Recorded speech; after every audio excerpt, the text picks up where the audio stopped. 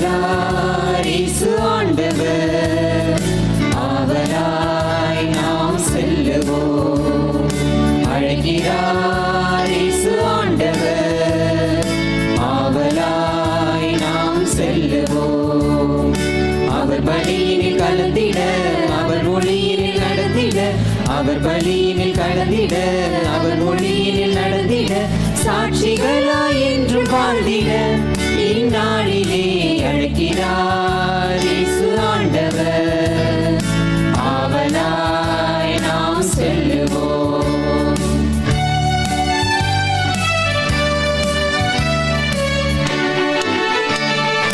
தேடியே தேவன் வருகிறார், தன்னையே நாளும் தருகிறார். தோள்களில் நம்மை தாங்குவார், துயரினில் அவர் தேற்றுவார். சுமைகளை சுகங்களாக மாற்றுவார், களமுடன் வாழும் வழி காட்டுவார். சுமைகளை சுகங்களாக மாற்றுவார், களமுடன் வாழும் வழி காட்டுவார். வானங்களோருடனாய் இணைந்திடுவோம், வானக தந்தையை நாம் வணங்கிடுவோம். அழைக்கிறார் இயேசு ஆண்டவர், அவராய் நாம் செல்லுவோம். இன்றைய திருப்பலியானது பின்வரும் கருத்துக்களுக்காக ஒப்புக் கொடுக்கப்படுகிறது. தன்னுடைய பிறந்த நாளை கொண்டாடுகின்ற Hamid, Rose Nirmala, Williams Rufina, Abel Cynthia Benedict, Santosh Raji குடும்பத்தினர் இறைவன் தனக்கு செய்த சகல நன்மைகளுக்காக நன்றியாக இந்த திருப்பலியை ஒப்புக் கொடுக்கிறார்கள். சலைத் மேரி, மரிய லூயிஸ் நல்ல வீடு கட்டவும், வில்லியம்ஸ் நல்ல வேலை கிடைக்கவும், urban vision design planning consultancy நிறுவனத்தினர், மேலும் ரெபேக்கா பெரியதுரை குடும்பத்தினர் நல்ல உடல் நல சுகத்திற்காகவும் முன்னேற்றத்திற்காகவும், சதீஷ் எல்சி மற்றும் ஜேம்ஸ் நல்ல விரைவில் பூரண சுகம் பெறவும் இந்த திருப்பலியை ஒப்பு கொடுத்து ஜெபிக்கிறார்கள். மேலும் மரித்த ஜெசிந்தா ஸ்டீஃபன், உத்திரிக்க ஸ்தலத்தில் இருக்கிற ஆன்மாக்கள், யாரும் நினைய ஆன்மாக்கள், ஜோஸ்வின் மேரி, ஜெயவீரன் இவர்களுடைய ஆன்மாக்கள் இறைவனுடைய இரக்கத்தினால் நித்தியலை பற்றி அடைய வேண்டும் என்று இந்த திருப்பலியை ஒப்பு கொடுத்து ஜெபிக்கிறார்கள்.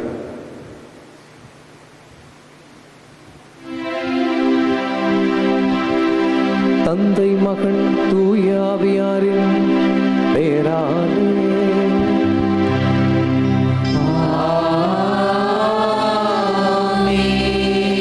நம் ஆண்டவராகிய இயேசு கிறிஸ்துவின் அருளும் கடவுளின் அன்பும் தூய ஆவியாரின் நட்புறவும் உங்கள் அனைவரோடும் இருப்பதாக.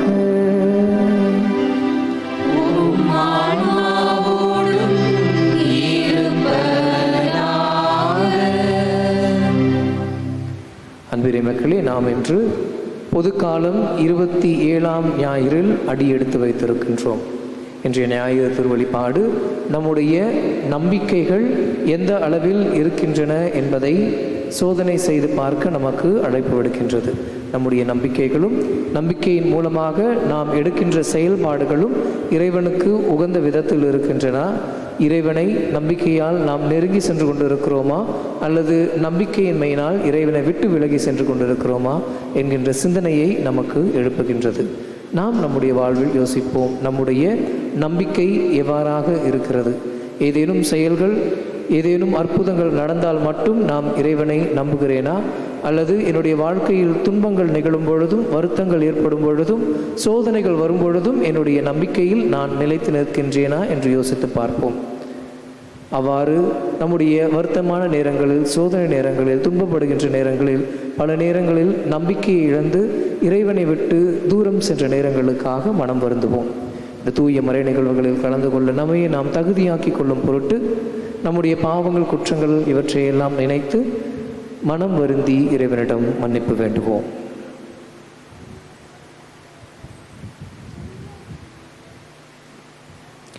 எல்லாம் வல்ல இறைவனிடமும் சகோதர சகோதரிகளிடமும் நான் பாவி என்று ஏற்றுக்கொள்கிறேன். ஏனெனில் என் சிந்தனையாலும் சொல்லாலும் செயலாலும் கடமைகள் தவறியதாலும் பாவங்கள் பல செய்தேன். என் பாவமே, என் பாவமே, என் பெரும் பாவமே. ஆகையால் எப்பொழுதும் கன்னியான புனித மரியாவையும் வானதூதர் புனிதர் அனைவரையும் சகோதர சகோதரிகளையும் விடுதலையும் நம்முடைய இறைவனாகிய ஆண்டவரிடம் எனக்காக வேண்டிக் கொள்ள மன்றாடுகிறேன். எல்லாம் வல்ல இறைவன் நம் மீது இரக்கம் வைத்து நம் பாவங்களை மன்னித்து நம்மை நிலை வாழ்வுக்கு அழைத்து செல்வாராக. ஆமென்.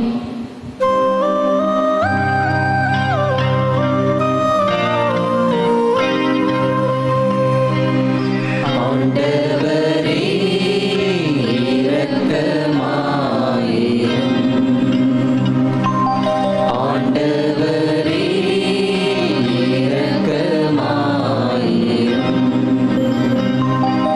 கிறிஸ்துவே இரக்கமாயிரும். கிறிஸ்துவே இரக்கமாயிரும். ஆண்டவரே இரக்கமாயிரும். ஆண்டவரே இரக்கமாயிரும்.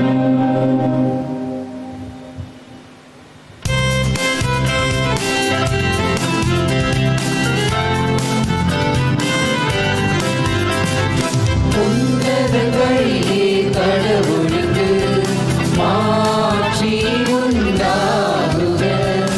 உலகினிலே நல்மனதோடு அமைதியாகுக. உம்மை புகழ்கின்றோம், உம்மை வாழ்த்துகின்றோம், உம்மை ஆராதிக்கின்றோம், உம்மை மாட்சிப்படுத்துகின்றோம். உமது மேலான மாட்சியின் பொருட்டு உமக்கு நன்றி கூறுகின்றோம். ஆண்டவராகிய இறைவா, வானுலக அரசரே, எல்லாம் வல்ல தந்தையாகிய இறைவா, இறைவா, ஒரே மகனாய் உதித்த ஆண்டவரே இயேசு கிறிஸ்துவே, ஆண்டவராகிய இறைவா, இறைவனின் செம்மறியே, தந்தையின் திருமகனே, உலகின் பாவங்களை போக்குபவரே, எங்கள் மேல் இரக்கமாயிரும், எங்கள் மேல் இரக்கமாயிரும். உலகின் பாவங்களை போக்குபவரே, எங்கள் மன்றாட்டை ஏற்றருளும். தந்தையின் வலப்பக்கம் வீற்றிருப்பவரே, எங்கள் மேல் இரக்கமாயிரும். ஏனெனில் இயேசு கிறிஸ்துவே, நீர் ஒருவரே தூயவர், நீர் ஒருவரே ஆண்டவர், நீர் ஒருவரே உன்னதர். தூய ஆவியாரோடு தந்தையாகிய இறைவனின் மாட்சியில் இருப்பவர் நீரே, மாட்சியில் இருப்பவர் நீரே. ஆ ஆ ஆ ஆமென். ஆ ஆ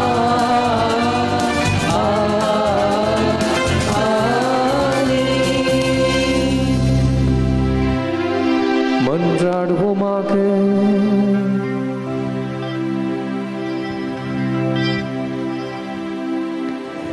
என்றென்றும் உள்ள எல்லாம் வல்ல இறைவா, எங்கள் தகுதிக்கும் நாங்கள் விரும்பி கேட்பதற்கும் மேலாகவே உமது மிகுதியான பரிவிரக்கத்தால் எங்களுக்கு அருளுகின்றேன். அதனால் எங்கள் மீது உமது இரக்கத்தை பொழிந்து மனசான்றுக்கு அச்சம் விளைவிப்பவற்றை மன்னித்து நாங்கள் கேட்க தயங்கும் மன்றாட்டை நிறைவேற்றுவீராக. உமோடு தூயாவியாரின் ஒன்றிப்பில் இறைவனாய் என்றென்றும் வாழ்ந்து ஆட்சி செய்கின்றவர் வழியாக உம்மை மன்றாடுகின்றோம். ஆமென்.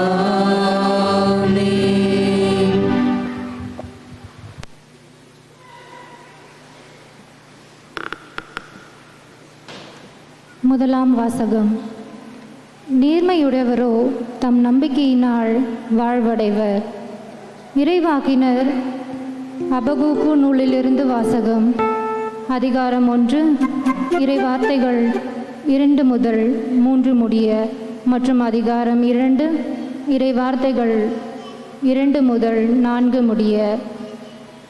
ஆண்டவரே, எத்துணை காலத்திற்கு நான் துணை வேண்டி கூக்குரலிடுவேன், நீரும் செவிசாய்க்காது இருப்பீர். இன்னும் எத்துணை காலத்திற்கு வன்முறையை முன்னிட்டு உம்மிடம் அழுது புலம்புவேன், நீரும் எம்மை மீட்காமல் இருப்பீர். நீர் என்னை ஏன் கொடுமையை பார்க்க செய்கின்றீர்? கேட்டினை காண செய்கின்றீர். கொள்ளையும் வன்முறையும் என் கண்முன் நிற்கின்றன, வழக்கும் வாதும் எழும்புகின்றன. ஆண்டவர் எனக்கு அளித்த மறுமொழி இதுவே: காட்சியை எழுதிவை, விரைவாய் ஓடுகிறவனும் படிக்கும் வண்ணம் பல வகைகள் தெளிவாய் எழுது. குறித்த காலத்தில் நிறைவேறுவதற்காக காட்சி இன்னும் காத்திருக்கின்றது, முடிவை நோக்கி விரைந்து செல்கின்றது. ஒரு காலம் பொய்க்காது. அது காலம் தாழ்த்தி வருவதாக தோன்றினால் எதிர்பார்த்து காத்திரு, அது நிறைவேறிய தீரும், காலம் தாழ்த்தாது. இதை நம்பாதவரே உள்ளத்திலே நேர்மையற்றவராயிருப்பர். நேர்மையுடையவரோ தம் நம்பிக்கையினால் வாழ்வடைவர். ஆண்டவரின் அருள்வாக்கு. இறைவனுக்கு நன்றி. நீங்கள் பாட வேண்டிய பதிலுரை: உங்கள் இதயத்தை கடினப்படுத்திக் கொள்ளாதீர்கள். உங்கள் இதயத்தை கடினப்படுத்திக் கொள்ளாதீர்கள். உங்கள் இதயத்தை கடினப்படுத்திக் கொள்ளாதீர்கள்.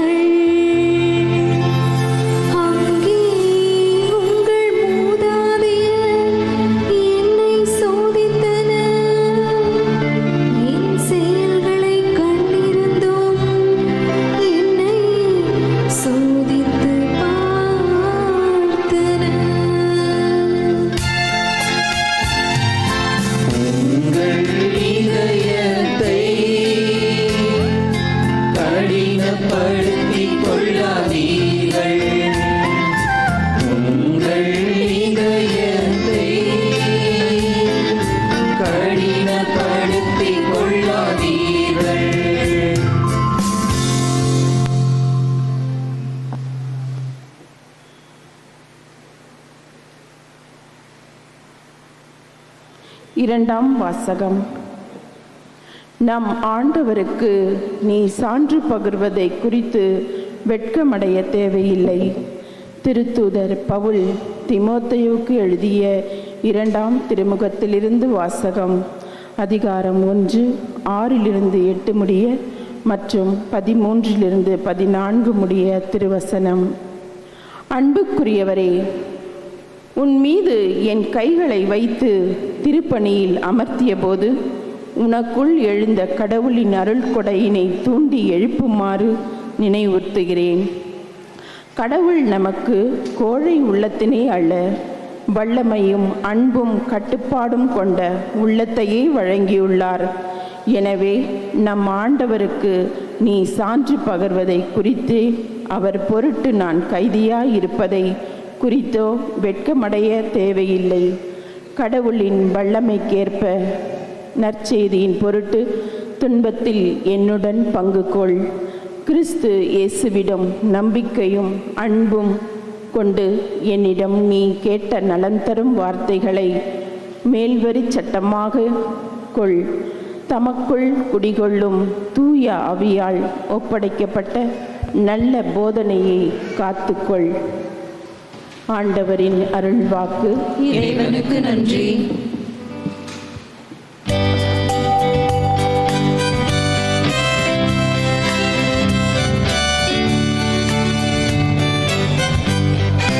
அல்லேலூயா, அல்லேலூயா, அல்லேலூயா, அல்லேலூயா, அல்லேலூயா, அல்லேலூயா, அல்லேலூயா, அல்லேலூயா. நம் ஆண்டவரின் வார்த்தையோ என்றென்றும் நிலைத்திருக்கும். இவ்வார்த்தையே உங்களுக்கு அறிவிக்கப்பட்ட நற்செய்தி. அல்லேலூயா, அல்லேலூயா, அல்லேலூயா, அல்லேலூயா. ஆண்டவர் உங்களோடு இருப்பாராக. ஆன்மாவோடும் இருப்பாராக. புனித லூக்கா எழுதிய தூய நற்செய்தியிலிருந்து வாசகம். ஆண்டவரே, மாட்சி உமக்கே. அக்காலத்தில் திருத்தூதர்கள் ஆண்டவரிடம், எங்கள் நம்பிக்கையை மிகுதியாக்கும் என்று கேட்டார்கள். அதற்கு ஆண்டவர் கூறியது, கடுகளவு நம்பிக்கை உங்களுக்கு இருந்தால் நீங்கள் இந்த காட்டு அத்தி மரத்தை நோக்கி, நீ வேரோடே பெயர்ந்து போய் கடலில் வேரூன்றி நில் என கூறினால் அது உங்களுக்கு கீழ்ப்படியும். உங்கள் பணியாளர் உழுதுவிட்டோ மந்தையை மேய்த்துவிட்டோ வயல்வெளியிலிருந்து வரும்போது அவரிடம், நீர் உடனே வந்து உணவருந்த அமரும் என்று உங்களில் எவராவது சொல்வாரா? மாறாக, எனக்கு உணவு ஏற்பாடு செய்யும், இடையை வரிந்து கட்டிக்கொண்டு நான் உண்டு குடிக்கும் வரை எனக்கு பணிவிடை செய்யும், அதன் பிறகு நீர் உண்டு குடிக்கலாம் என்று சொல்வார் அல்லவா? தாம் பணித்ததை செய்ததற்காக அவர் தம் பணியாளருக்கு நன்றி கூறுவாரோ? அதுபோலவே நீங்களும் உங்களுக்கு பணிக்கப்பட்ட யாவற்றையும் செய்தபின், நாங்கள் பயனற்ற பணியாளர்கள், எங்கள் கடமையைத்தான் செய்தோம் என சொல்லுங்கள்.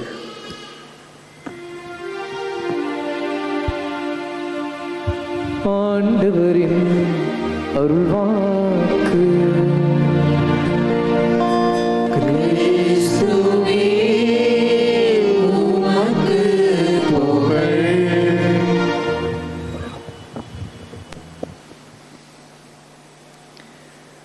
கடவுளை தரிசிக்க ஒரு மிகப்பெரிய கியூ நின்றுட்டு இருக்கு. ஒரு 100 பேர் 150 பேர் நிற்கிறாங்க.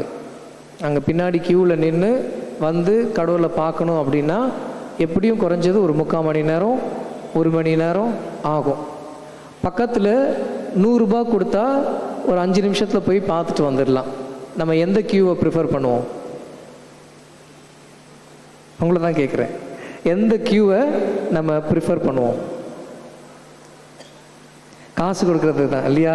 ஏன்னா கொடுத்தா உடனே போய் பார்த்துட்டு வந்துடலாம். we all are living in instant culture. உடனே எல்லாமே நடந்து விட வேண்டும் என்பதில் நாம் மிக தெளிவாக இருக்கிறோம் இல்லையா? எனக்கு எல்லாமே உடனே நடந்துடணும் அப்படின்னு. ஒரு நாள் ஒரு அரசவையில் ஒரு மன்னன் வந்து அந்த ஊரில் மிகவும் ரொம்ப முதிர்ச்சி பெற்ற ஒரு ஞானி வந்திருக்கிறாரு அப்படின்னு சொல்லிட்டு அந்த ஞானியை பார்க்க போய் சொல்கிறாரு, எங்களுடைய அரசவை புதிதாக உருவாகி இருக்கிற அரசவை, நாங்கள் போர் படை வீரன் இதிலெல்லாம் சீக்கிரமாக வலுப்பெற்று வந்துடணும், எங்களுடைய அரசவையில் உள்ள குழப்பங்கள்லாம் தீர்ந்து சீர்திருத்தங்கள்லாம் உடனே நடைபெற்று மக்களுக்கு எல்லாம் நல்லபடியாக போகணும், என்னுடைய அரசாட்சி உடனே நல்ல அரசாட்சியாக மாறணும், அதுக்கு நான் என்ன பண்ணணும் அப்படின்னு கேட்டாராம். உடனே அந்த ஞானி சொன்னாராம், எனக்கு ஒரு கொய்யாப்பழம் கொடுக்கணும் அப்படின்னு சொன்னாராம். கொய்யாப்பழம் கொடுக்கணுமா, என்ன அப்படின்னாரு. சரி வாங்க அப்படின்னு சொல்லிட்டு அவரோட தோப்பு கூட்டு போயிட்டு ஒரு கொய்யாப்பழம் எடுத்து கொடுத்தார். இல்லை நான் சொல்கிற மாதிரி கொடுங்க அப்படின்னு சொன்னாராம். சரி என்னன்னு சொல்லுங்கள் அப்படின்னு ஒரு சில கொய்யா விதைகளை எடுத்து அவர் கையில் போட்டு, அங்கே சின்ன குழி நோண்டி இருக்கேன், அதில் போட்டு அந்த குழியை மூடிட்டு ஒரு அரை மணி நேரம் கழித்து எனக்கு அந்த விதையிலேருந்து வளர்ந்து வர மரத்தின் மூலமாக இருக்கிற கொய்யா பழத்தை கொடுங்க அப்படின்னு சொன்னாராம். உடனே அந்த அரசன் சொன்னாராம், நீங்கள் ரொம்ப முதிர்ச்சி அடைந்த ஞானின்னு சொன்னாங்களே, நீங்கள் என்ன பைத்தியக்கார மாதிரி பேசிகிட்டு இருக்கீங்க, இப்போ தான் விதையை போட சொல்கிறீங்க, அரை மணி நேரத்தில் எப்படி கொய்யாப்பழம் கிடைக்கும் அப்படின்னு சொன்னதும் அந்த ஞானி சொன்னாராம், பைத்தியக்காரன் நான் அல்ல, நீதான் அந்த பைத்தியக்காரன். உடனே உன்னுடைய அரசவே இப்போ தான் தோன்றியிருக்கு, உடனே உன் போர் வளம் செஞ்சிடணும், மக்கள் குற்றங்கள்லாம் இருந்துடணும், உன்னுடைய அரசவை தான் பெஸ்ட் அரசவை அப்படின்னு நீ கேட்குற இல்லையா, அது வந்து உடனே நடக்காது. இப்போ தான் உன்னுடைய அரசவைக்கு நீ விதை போட்டிருக்க, அந்த விதை கொஞ்சம் கொஞ்சமாக வளர்ந்து வரணும், செடியாக வளர்ந்து வரணும், மரமாக வரணும், அதன் பிறகு தான் உன்னால் கனி கொடுக்க முடியும், அதற்கான வேலையை நீ செய்யணும், அதற்கான வேலையை செய்யாமல் நீ பலனை மட்டும் எதிர்பார்க்கக்கூடாது அப்படின்னு அந்த ஞானி சொன்னாராம். நம்முடைய வாழ்விலும் நம்முடைய நடைமுறை வாழ்வு, இப்போ நடந்து கொண்டு இருக்கிற வாழ்வில் எல்லாமே நமக்கு உடனே கிடைக்கணும், அப்படி தானே? நம்ம பிள்ளைங்க படித்து முடித்த உடனே +2 முடித்த உடனே நல்ல காலேஜில் கொண்டு போய் சேர்த்துடணும். அவன் நல்ல மார்க் வாங்குறானோ எதுவோ இல்லையோ, ஒரு சப்ஜெக்ட் படித்து மார்க் வாங்கியிருப்பார், அவருக்கு எதில் ஆர்வம் இருக்குன்னு தெரியாமல் படித்து முடித்தோடனே இன்ஜினியரிங் இல்லைனா டாக்டருக்கு படிச்சிடணும், இல்லைனா சாஃப்ட்வேர் கம்பெனியில் ஏதாவது ஒன்றில் சேர்த்து விட்டுறணும். அது காலேஜ் படித்து முடித்த உடனே பையனுக்கு உடனே வேலை கிடச்சிடணும், அது சாதாரண வேலை கிடையாது. உடனே வேலை கிடைச்ச உடனே 40,000 ரூபா 50,000 ரூபா சம்பளத்தில் குழந்தைகளுக்கு வேலை கிடைக்கணும் அப்படின்னு ஆசைப்படுறோமா இல்லையா? அடுத்து வேலை கிடச்சி முடித்த உடனே என்ன பண்ணணும், உடனே கல்யாணம் பார்க்கணும், கல்யாணம் பண்ணி முடித்த உடனே 1 வருஷத்தில் குழந்தை எப்போ கேட்குறோமா, உடனே கேட்டுடுறோம். அப்படி இல்லை, குழந்தை இல்லை, கொஞ்சம் லேட் ஆகுதுன்னா ஐயோ என்ன குறைன்னு தெரியலையே, பையனுக்கு குறையான்னு தெரியல, பொண்ணுக்கு குறையான்னு தெரியல, ஏளன பேச்சுக்கள் நிறையா வந்துக்கிட்டே இருக்குது. கல்யாணம் படித்து முடித்து வேலைக்கு சேர்ந்த உடனே அந்த பையன் உடனே நல்லா செட்டில் ஆகிடணும், உடனே வீடு வாங்கிடணும், பைக்கு கார் இதெல்லாம் வாங்கிடணும். அப்படிலாம் வாங்கினா தான் அவன் ஒரு நல்ல இளைஞன், அப்படி தானே? அப்படிலாம் வாங்கலைன்னா அவன் போக்காத்தவன், அவனுக்கு எப்படி பொண்ணு கொடுக்க முடியும்? அவனுக்கு சொந்தமாக வீடு இல்லை, ஒரு கார் பைக் கூட இல்லை, அவன் எப்படி என் பொண்ணை வச்சு காப்பாற்றுவான்? இதெல்லாம் பேசுகிறோம் இல்லையா? எல்லாமே இன்னைக்கு நமக்கு உடனே நடந்து விட வேண்டும் என்று ஆசைப்படுகிறோம். ஆனால் அதற்குரிய சரியான காலத்தை நாம் கொடுக்க தவறி கொண்டு இருக்கிறோம். ஒரு குழந்தை பிறக்கணும்னா 10 மாதம் வெயிட் பண்ணி தான் ஆகணும், உடனே குழந்தை பெற முடியாது. நீங்கள் +2ல் நல்ல மார்க் எடுக்கணும்னா ஃபஸ்ட் ஸ்டாண்டர்ட்லேருந்து ஒழுங்காக படித்து தான் ஆகணும், இல்லைனா +2 ஆரம்பித்ததுல ஏதாவது ஒழுங்காக படித்து தான் ஆகணும். கடைசி 1 மாதத்தில் படித்து எனக்கு 1100 மார்க் வாங்கணும், 600 மார்க் 200 மார்க்குக்கு 590 வாங்கணும் அப்படின்னா முடியாது. அனைத்திற்கும் காலம் உண்டு. அந்த காலத்தெல்லாம் இழைக்காம இன்றைக்கி நம்ம நிறைய பேர் புலம்பிகிட்டு இருக்கிறோம். வாழ்க்கையில் ஏதாவது ஒரு சின்ன துன்பம் வந்துட்டால் கூட ஐயோ ஆண்டவர் இது வந்துருச்சு, இது என்னை விட்டு போகவே மாட்டேங்குது அப்படின்னு நிறையா புலம்பி கூச்சல் போட்டு கொண்டுட்டு இருக்கோம். நம்ம உடனே நடக்கணும் அப்படின்னு எதிர்பார்க்கிறதால நம்முடைய வாழ்க்கையில் பல நேரங்களில் தெளிவில்லாமல் போய்விடுகிறது. நான் உடனே கிடைக்கணும்னு ஆசைப்படுறேன், அது கிடைக்கல. அது கிடைக்கிறதுக்கு காலமாகும்போது ஐயோ இது கிடைக்கலையே, நம்ம வாழ்க்கையில் இப்படி இது ஒழுங்காக நடக்காது, என்னுடைய ஃப்யூச்சர் வந்து சரியாக அமையாது, என்னுடைய பிள்ளை கெட்டு போயிடுவான், இந்த ஃப்யூச்சரில் இது கரெக்டாக நடக்காது அப்படின்னு பல எண்ணங்கள் மூளையில் போட்டு யோசிச்சுட்டே இருப்போம். ஒரு விஷயம் உடனே கிடைக்கணும்னு ஆசைப்படும், கிடைக்கலன்னொடனே இப்படி நடந்துருமோ அப்படி நடந்துருமோ, இது கிடைக்கலையே அப்படின்னு பல எண்ணங்களை நம்ம மூளையில் போட்டு யோசிச்சுட்டு இருக்கிறதால நாம் நிலையாக இருப்பதில்லை. இன்றைக்கி முதல் வாசகத்தில் தெளிவாக படிக்கிறோம் இல்லையா? அபக்கூக்கு வந்து புலம்புறார். ஆனால் அபக்கூக்கு நம்மளை மாதிரி உடனே நடக்கணும்னு புலம்புல. அபக்கூக்கு நிறைய நேரம் கடவுள்கிட்ட வேண்டுறாரு. அவர்களுக்கும் அடிமைத்தனத்தில் இருக்கிறாங்க. இஸ்ரேல் மக்கள் தப்பு செய்கிறாங்க. தப்பு செஞ்சதுக்கப்புறம் பாபிலோனுடைய அடிமைத்தனத்தில் இருந்தாங்க. அந்த அடிமைத்தனம் கொடுமையான அடிமைத்தனம். அவங்க விடுதலையாக இருந்த நேரம் ரொம்ப நிறைய நாட்கள். அந்த நிறைய நாட்களில் அவங்க கடவுளை தேடவும் இல்லை, கடவுளுக்கு உகந்த வாழ்க்கையை வாழவும் இல்லை. அதன் பயனாக அவர்கள் அந்த அடிமைத்தனத்தை எதிர்கொண்டு இருக்கிறார்கள். அப்போ புலம்பும் போது ஆண்டவர் தெளிவாக சொல்கிறாரு, தெளிவாக எழுதிவை, விரைவாக ஓடுபவர்கள் கூட படிக்கும் வண்ணம் தெளிவாக எழுதிவை. என்ன எழுதி வைக்க சொல்கிறாரு? ஆண்டவர் உனக்கு குறித்திருப்பவை தகுந்த காலத்தில் கட்டாயமாக நிறைவேறும். நிறைவேறுவது போல் தோன்றாமல் இருந்தாலும் நிச்சயம் ஒரு நாள் நிறைவேறும். அந்த நம்பிக்கை உனக்கு இருக்கணும் அப்படின்றாரு. அந்த நம்பிக்கை பல பேருக்கு இன்றைக்கு இருப்பதே இல்லை. கொஞ்சம் இதில் கிடைக்கல அப்படின்னா சோர்ந்து போயிடுறோம், சோகமாகிடுறோம், நிறைய விஷயங்கள் யோசிக்க ஆரம்பிச்சிடுறோம். இன்றைக்கி 2வது வாசகத்தில் பவுலடியார் திமோத்தேக்கு அட்வைஸ் பண்ணுறாரு. என்ன அட்வைஸ் பண்ணுறாரு? எபேசு நகரத்தில் அவரை பார்த்துக்கோங்க அப்படின்னு ஒரு பொறுப்பாளராக கொண்டு போய் விடுறாரு. அவருக்கு வந்து நிறைய துன்பங்கள் வருது. ஏன்னா அங்கே இருக்கிற அவர் வந்து வயசில் சின்னவர், அங்கே இருக்கிறவங்க எல்லாமே பெரிய ஆட்கள். இவர் சொல்கிறத கேட்கல. இவர் என்ன தான் சொன்னாலும் அவங்களுக்குரிய செயல்களை செஞ்சுக்கிட்டு வராங்க. செஞ்சுட்டு வரும்பொழுது இவருக்கு நிறைய கஷ்டங்கள் வருது. கஷ்டங்கள் வரும்போது ஒரு நேரத்தில் சோர்ந்து போயிடுறார். அப்போ பவுல் சொல்கிறாரு, இந்த மாதிரி நேரங்களில் சோர்ந்து போகும்போது நான் என்ன நினச்சிப்பேன் அப்படின்னா, நான் திருப்பொழிவு செய்யப்பட்டதை தான் நினச்சிப்பேன். திருப்பொழிவு செய்யப்படும் பொழுது மீட்பு என்ற ஒன்று இருக்குது, தனக்கான ஒன்று இலக்கு இருக்குது. அந்த இலக்கை அடையும் வரையில் இடையில் நிறைய துன்பங்கள் வரலாம். அந்த இலக்கு உடனேலாம் கிடைச்சிடாது. அது வந்து ஒரு அற்புதமான, அது கிடைக்கணும்னா நேரம் அதிகமாக இருக்கும். அதே மாதிரி நீ திருப்பொழிவு பெற்றனாலே நீ நினைத்துக்கொள். அதை நினச்சிக்கிட்ட அப்படின்னா உனக்கு கடவுள் நிச்சயமாக இதையெல்லாம் தாங்கி கொண்டு கடந்து போகக்கூடிய சக்தியை கொடுப்பார் அப்படின்னு சொல்கிறாங்க. அப்போது நாம் நம்முடைய வாழ்க்கையில் நாம் எதை அடைய வேண்டும் என்றாலும், என்னுடைய வாழ்க்கையில் நான் முன்னேறணும், என்னுடைய வாழ்க்கையில் நான் வசதியாக வாழணும், என்னுடைய வாழ்க்கையில் நிம்மதி இருக்கணும், சந்தோஷம் இருக்கணும் அப்படின்னா அதற்காக நான் முதலில் என்ன பண்ணணும்? உழைக்க வேண்டும். அதற்காக நான் உழைக்கலை, எல்லாம் கிடச்சிரும், எப்படியாவது சீக்கிரமாக கிடச்சிரும் அப்படின்னு ஏதாவது வேறு வழிகளில் போனேன், அந்த வேலையை செய்ய வேறு வழிகளில் செய்கிறேன் அப்படின்னா கிடைக்காது. அந்த உழைப்புக்கு முதலில் நமக்கு நம்பிக்கை வேண்டும். நம் அனைவரும் இந்த உலகத்தில் பிறந்திருக்கிறோம், அனைவருக்கும் கடவுள் இருக்கிறார். அவர் பல அருங்கொடைகள் வழியாக நமக்கு நிறைவான அருளை கொடுத்திருக்கிறார். நம்மை மீட்க வல்லமை உள்ள இறைவன் இருக்கிறார். அப்போ கடவுள் நம்மளை நல்லா பார்த்துப்பார் அப்படின்னு நம்ம நம்புகிறோம் இல்லையா? அந்த நம்பிக்கை நிலையான நம்பிக்கையாக இருக்கணும்.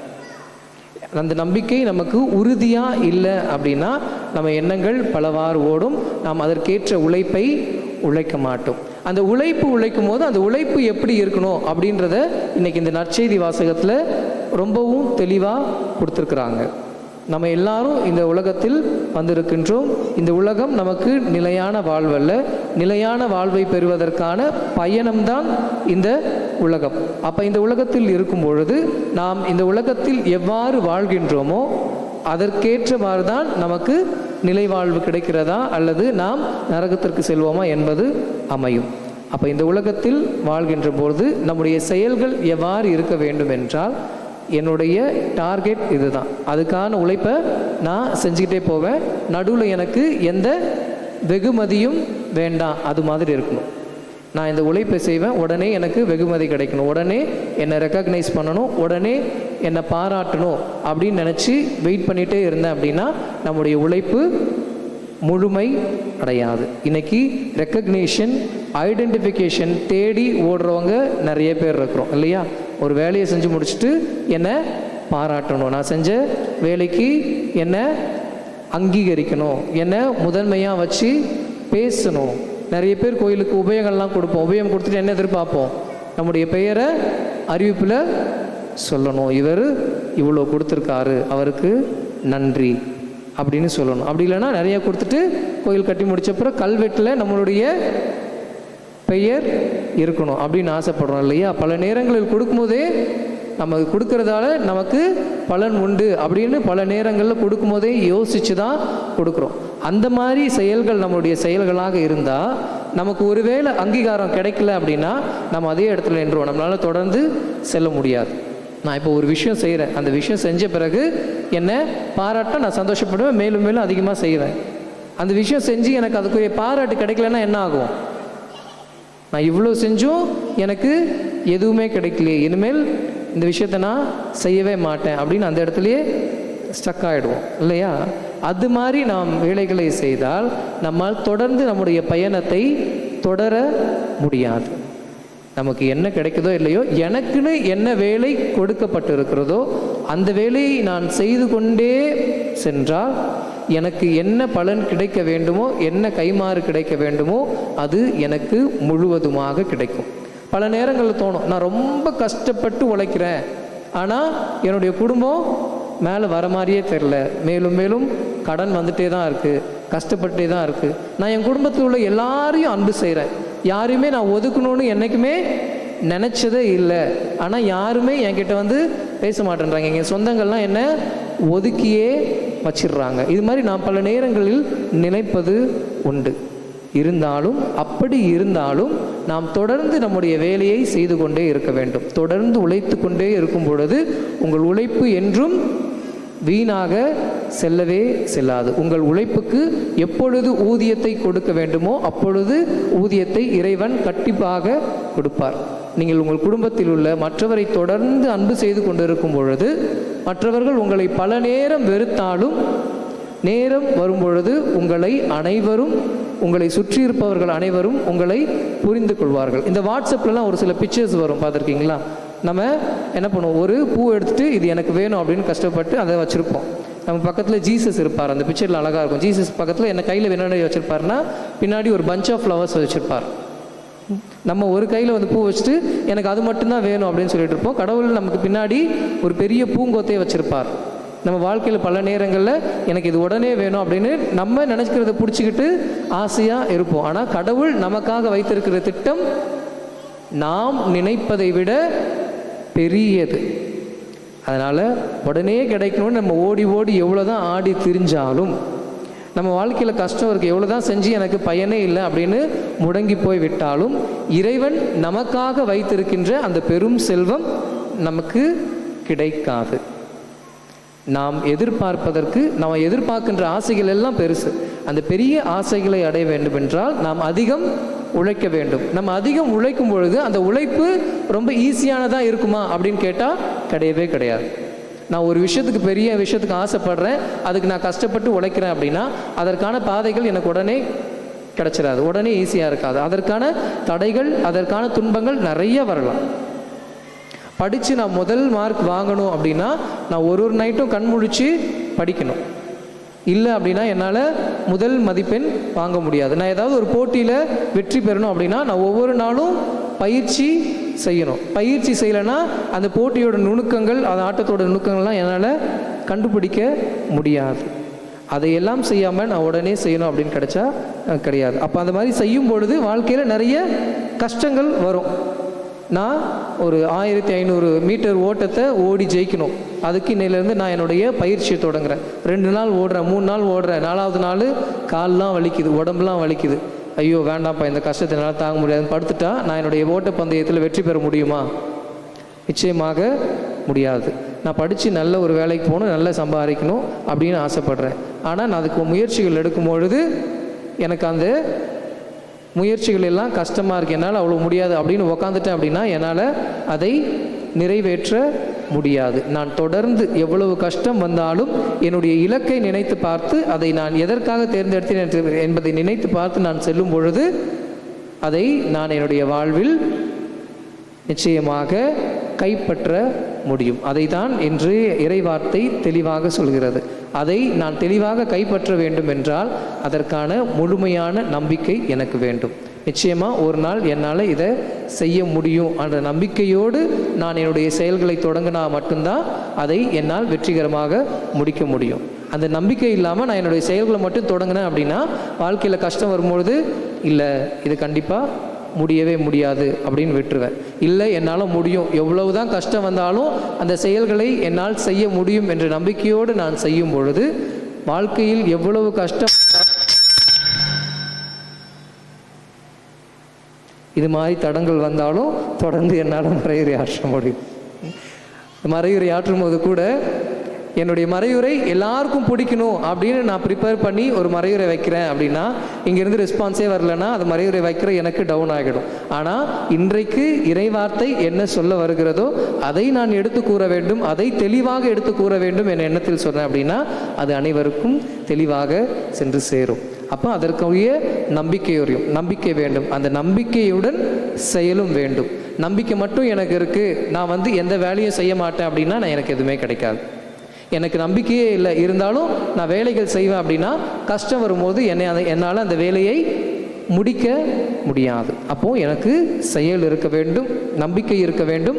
அந்த நம்பிக்கையின் அடிப்படையில் அதை நான் செயல்படுத்த வேண்டும். என்னுடைய நம்பிக்கை என்னுடைய வாழ்வாக மாற வேண்டும். அப்பொழுது தான் நாம் இறைவன் நமக்காக வைத்திருக்கின்ற நாம் எதை எதிர்நோக்குகின்றோமோ அதை பற்றி கொள்ள முடியும். நம்பிக்கையற்ற செயலும் செயலற்ற நம்பிக்கையும் ஒரு பொழுதும் நமக்கு பயனளிப்பதில்லை. எனவே இறைவனை முழுமையாக நம்புவோம். எப்பவும் என் கூட இருக்காரு, எல்லாத்தையும் எனக்கு நிறைவேற்றி கொடுப்பாரு என்பதை முழுமையாக நம்பி செயலில் இறங்கி எந்த துன்பம் வந்தாலும் நாம் தொடர்ந்து செய்யும் பொழுது நாம் எதற்காக உழைக்கிறோமோ, எதை தேடி ஓடுகிறோமோ அதை நம்மால் நிச்சயமாக பெற்றுக்கொள்ள முடியும். எனவே இறைவன் மீது நம்புவோம், தொடர்ந்து செயலாற்றுவோம், நாம் வேண்டியதை பெற்றுக்கொள்வோம்.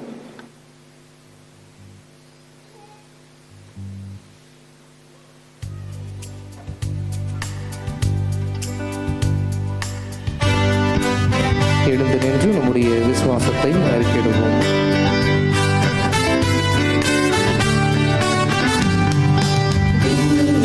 மண்ணையும் படைத்தவராம் கடவுள் ஒருவர் இருக்கின்றார். தந்தை மகன் தூய ஆவியராய் ஒன்றாய் வாழ்வோரை நம்புகிறேன்.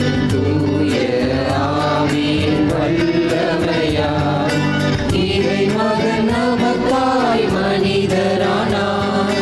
கண்ணி மரியிடம் பிறந்தவராம் இயேசுவை உறுதியாய் நம்புகிறேன்.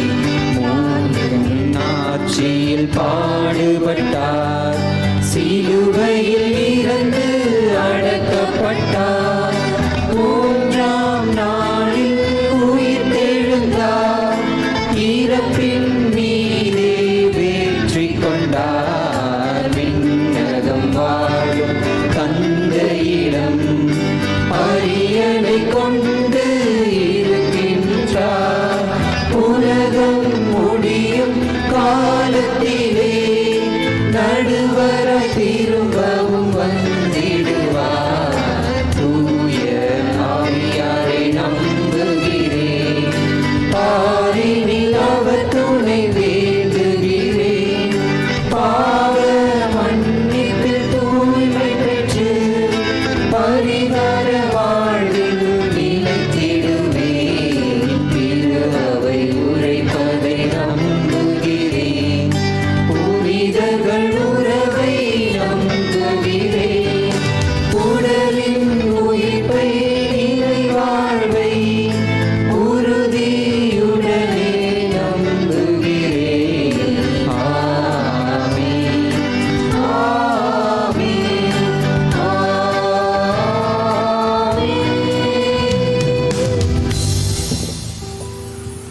அன்புமிக்க சகோதர சகோதரிகளே, நாம் இப்பொழுது ஒன்றிணைந்து தொடங்கும் இந்த பொது மன்றாட்டுகளில் நமக்காகவும் நம் தேவைகளுக்காகவும் மட்டுமல்லாமல் மக்கள் அனைவருக்காகவும் ஆண்டவராகிய கிறிஸ்துவை மன்றாடுவோம். எங்கள் ஆண்டவராகிய இயேசுவே, கடுகளவு விசுவாசம் இருந்தால் போதும், மலைகளையும் பெயர்த்து விடலாம் என்று கூறினீரே. எங்களுக்கு உண்மையான முழுமையான விசுவாசத்தை கொடையாய் தந்தருள வேண்டுமென்று ஆண்டவரே உம்மை மன்றாடுகின்றோம். தீமை இந்த உலகில் திளைத்தாலும் நல்லவர்கள் விசுவாசத்தினால் வாழ்வு பெற்றிருவர் என்று இன்றைய முதல் வாசகத்தில் கூறிய இறைவா, தீமையை கண்டு நாங்கள் அஞ்சாமல் நன்மையால் தீமையை வெல்லும் வரமருள வேண்டுமென்று ஆண்டவரே உம்மை மன்றாடுகின்றோம். அன்பின் இறைவா, நீர் எங்களுக்கு அச்சத்தின் ஆவியை அல்ல, அன்பும் வல்லமையும் தரும் ஆவியை அளித்துள்ளீர் என்று புனித பவுல் வழியாக இன்று உணர்த்தினீரே. உமது ஆவியின் வல்லமையால் நாங்கள் உமது அன்பு மக்களாக வாழ வேண்டும் என்று ஆண்டவரே உம்மை மன்றாடுகின்றோம். நாங்கள் கண்ணுறும் ஏழைகள், அனாதைகள், கைவிடப்பட்டோர், துன்புறுவோர் யாவருக்கும் உமது ஆறுதலையும் ஆதரவையும் அளிக்க வேண்டுமென்று ஆண்டவரே உம்மை மன்றாடுகின்றோம். நம்முடைய தனிப்பட்ட தேவைகளுக்காக மௌனமாக இறைவனிடம் மன்றாடுவோம்.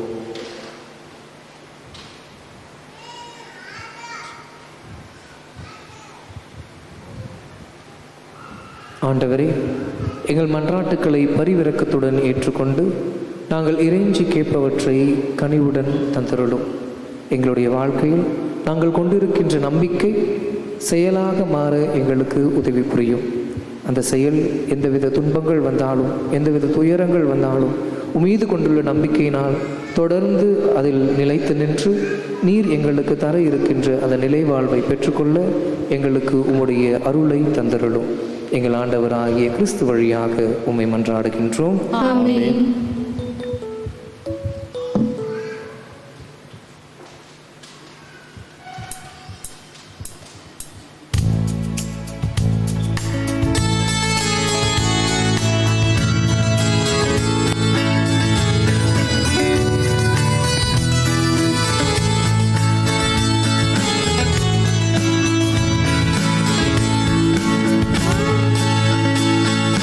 காணிக்கை தர நான் வருகின்றேன், உன் கரங்களில் என்னை தருகின்றேன். காணிக்கை தர நான் வருகின்றேன்.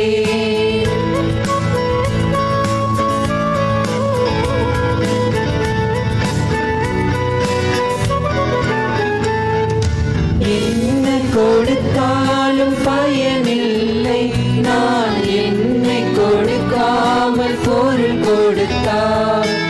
என்ன கொடுத்தாலும் பயனில்லை, நான் என்னை கொடுக்காமல் பொருள் கொடுத்தால்.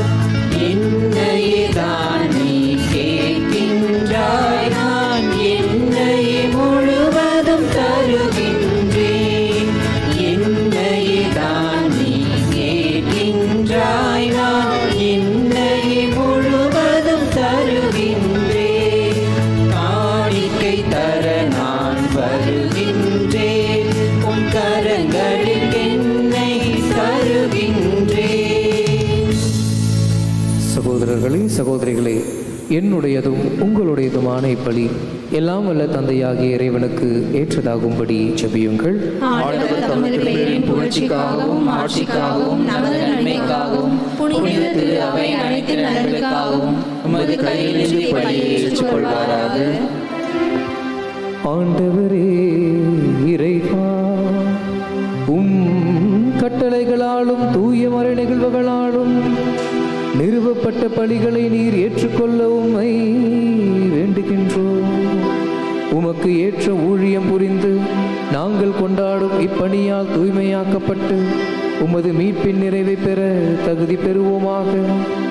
எங்கள் ஆண்டவராகிய கிறிஸ்து வழியாக உம்மை மன்றாடுகின்றோம்.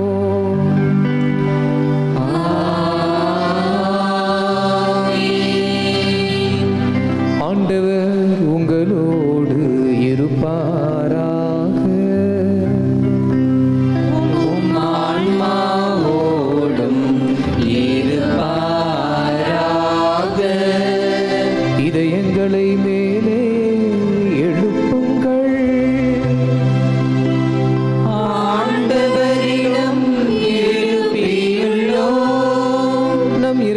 இறைவனாகிய ஆண்டவருக்கு நன்றி கூறுவோம். அது தகுதியும் நீதியும் ஆனதே. ஆண்டவரே, தூயவரான தந்தையே, என்றும் உள்ள எல்லாம் வல்ல இறைவா, என்னாலும் எவ்விடத்திலும் நாங்கள் உமக்கு நன்றி செலுத்துவது மெய்யாகவே தகுதியும் நீதியும் ஆகும். எங்கள் கடமையும் மீட்புக்குரிய செயலுமாகும். நாங்கள் வாழ்வதும் இயங்குவதும் இருப்பதும் உம்மிலேதான். இந்த உடலோடு வாழ்க்கையில் உமது பரிவிரக்கத்தின் பயன்களை மட்டுமே நாங்கள் நாள்தோறும் அனுபவிப்பதோடு மட்டுமன்றி இப்பொழுதே நிலைவாழ்வின் பிணையையும் கொண்டுள்ளோம். ஏனெனில் உம் ஆவியாரின் முதற்கனிகளை பெற்றுள்ள நாங்கள் பாஸ்காமரை நிகழ்வின் பயன் எங்களுக்கு என்றும் உண்டு என்று நம்புகின்றோம். அந்த ஆவியார் வழியாகவே நீர் இயேசுவை சாவினின்று உயிர்த்தெழ செய்தீர் என்பதையும் நம்புகின்றோம். ஆகவே நாங்கள் வானதூதர் அனைவரோடும் சேர்ந்து உம்மை புகழ்ந்தேத்து அக்களித்து கொண்டாடி ஆர்ப்பரித்து பாடுவதாவது: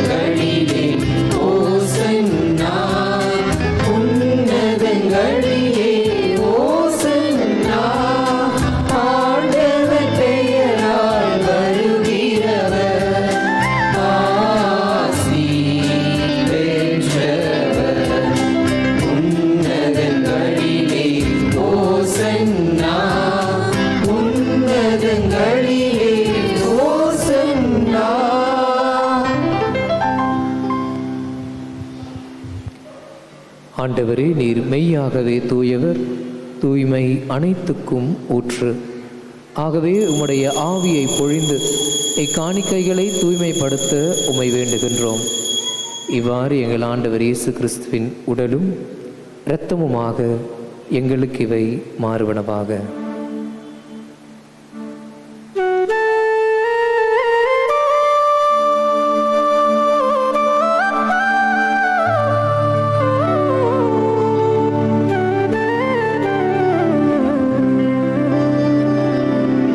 அவர் பாடுபட உளம் கனிந்து தம்மை கையளித்த போது அப்பத்தை எடுத்து நன்றி செலுத்தி அதை பிட்டு தம் சீடர்களுக்கு அளித்து அவர் கூறியதாவது: அனைவரும் இதிலிருந்து பெற்று உண்ணுங்கள்.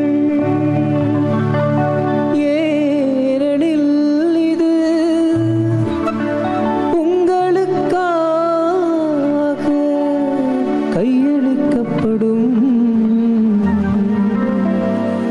என் உடல்.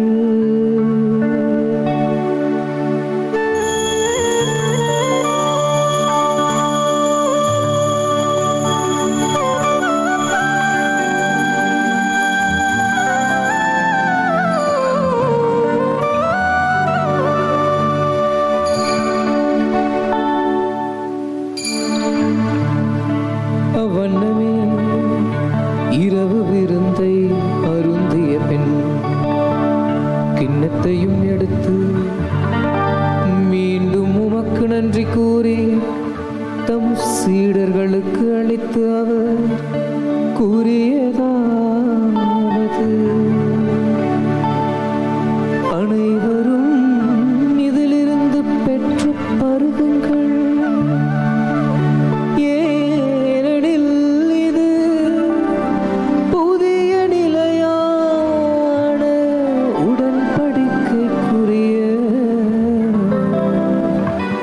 என்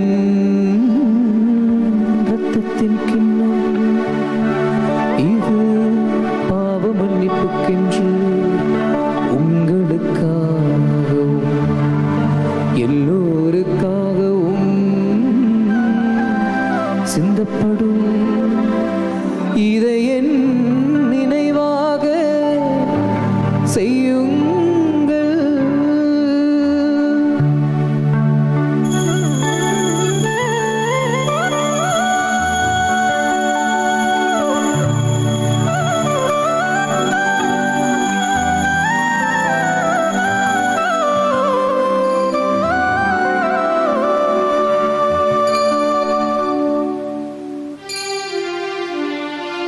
நம்பிக்கையின் மறைபொருள். ஆண்டவரே, நீர் வருமளவும் உமது இறப்பினை அறிக்கையிடுகின்றோம். உமது உயிர்ப்பினையும் எடுத்துரைக்கின்றோம். ஆகவே ஆண்டவரை, நாங்கள் கிறிஸ்துவின் இறப்பினையும் உயிர்ப்பினையும் நினைவு கூர்ந்து வாழ்வதரும் அப்பத்தையும் மீட்பு அளிக்கும் கிண்ணத்தையும் உமக்கு ஒப்புக் கொடுக்கின்றோம். உம் திருமுன் நின்று ஊழியம் புரிய தகுந்தவர்கள் என எங்களை ஏற்றுக்கொண்டீர். எனவே உமக்கு நன்றி செலுத்துகின்றோம். மேலும் கிறிஸ்துவின் திருவுடலிலும் திரு இரத்தத்திலும் பங்கு கொள்ளும் எங்களை தூய ஆவியார் ஒன்று சேர்க்க வேண்டுமென உம்மை தாழ்மையுடன் மன்றாடுகின்றோம். ஆண்டவரே, உலகெங்கும் பரவியிருக்கும் உமது திரு அவையை நினைவு கூர்ந்தருளும். எங்கள் திருத்தந்தை லியோ, எங்கள் ஆயர் ஜார்ஜ், எல்லா திருநிலையினர் ஆகிய அனைவரோடும் உமது திரு அவை அன்பில் நிறைவு பெற செய்தருளும். மேலும் உயிர்த்தெழும் எதிர்நோக்குடன் துயில் கொள்ளும் எங்கள் சகோதரர் சகோதரிகளையும் இறந்தோர் அனைவரையும் இரக்கத்துடன் நினைவு கூர்ந்து உமது திருமுக ஒளியினுள் ஏற்றருளும். எங்கள் அனைவர் மீதும் இரக்கமாயிரும். கடவுளின் கன்னித்தாயான புனித மரியா, அவருடைய கணவரான புனித யோசேப்பு, புனித திருத்தூதர்கள், இவ்வுலகில் உமக்கு உகந்தவராய் இருந்தோர் ஆகிய புனிதர் அனைவருடனும் நாங்கள் நிலைவாழ்வில் பங்கு கொள்ளும் தகுதி பெற்று உம் திருமகன் இயேசு கிறிஸ்து வழியாக உம்மை புகழ்ந்தேத்து மரமருள உம்மை மன்றாடுகின்றோம்.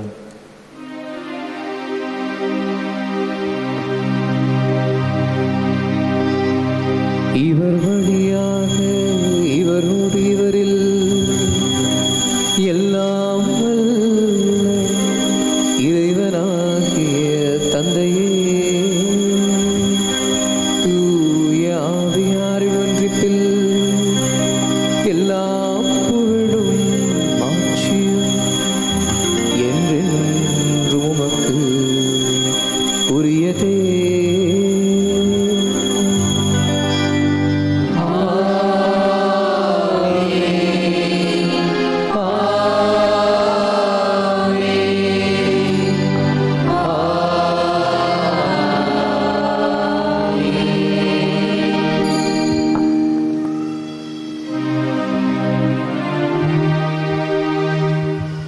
மீட்பரின் கட்டளையால் கற்பிக்கப்பட்டு இறை படிப்பினையால் பயிற்சி பெற்று நாம் துணிந்து பாடுவோம். விண்ணுலகில் இருக்கிற எங்கள் தந்தையே, உமது பெயர் தூயது என போற்றப் பெறுக. உமது ஆட்சி வருக. உமது திருவுளம் விண்ணுலகில் நிறைவேறுவது போல மண்ணுலகிலும் நிறைவேறுக. எங்கள் அன்றாட உணவை இன்று எங்களுக்கு தாரும். எங்களுக்கு எதிராக குற்றம் செய்வோரை நாங்கள் மன்னிப்பது போல எங்கள் குற்றங்களை மன்னியும். எங்களை சோதனைக்கு உட்படுத்தாதேயும். தீமையிலிருந்து எங்களை விடுவித்தருளும். ஆண்டவரே, தீமை அனைத்திலும் இருந்து எங்களை விடுவித்து எங்கள் வாழ்நாளில் அமைதியை கனிவுடன் அருள உம்மை மன்றாடுகின்றோம். உமது இரக்கத்தின் உதவியால் நாங்கள் பாவத்திலிருந்து எப்போதும் விடுதலை பெற்று யாதொரு கலக்கமும் இன்றி நலமாயிருப்போமாக. நாங்கள் எதிர்நோக்கி இருக்கின்ற பேரின்பத்திற்காகவும் என் மீட்பராகிய இயேசு கிறிஸ்துவின் வருகைக்காகவும் காத்திருக்கின்றோம். ஆட்சியும் வல்லமையும் மாட்சியும் என்றென்றும் உமதே. ஆண்டவரே இயேசு கிறிஸ்துவே, அமைதியை உங்களுக்கு விட்டுச் செல்கிறேன், என் அமைதியை உங்களுக்கு அளிக்கின்றேன் என்றும் திருத்தூதர்களுக்கு மொழிந்தீரே. எங்கள் பாவங்களை பாராமல் உமது திரு அவையின் நம்பிக்கையை கண்ணோக்கி உமது திருவுளத்திற்கேற்ப அதற்கு அமைதியையும் ஒற்றுமையும் தந்தருள்வீராக. என்றென்றும் வாழ்ந்து ஆட்சி செய்கின்றவர் நீரே.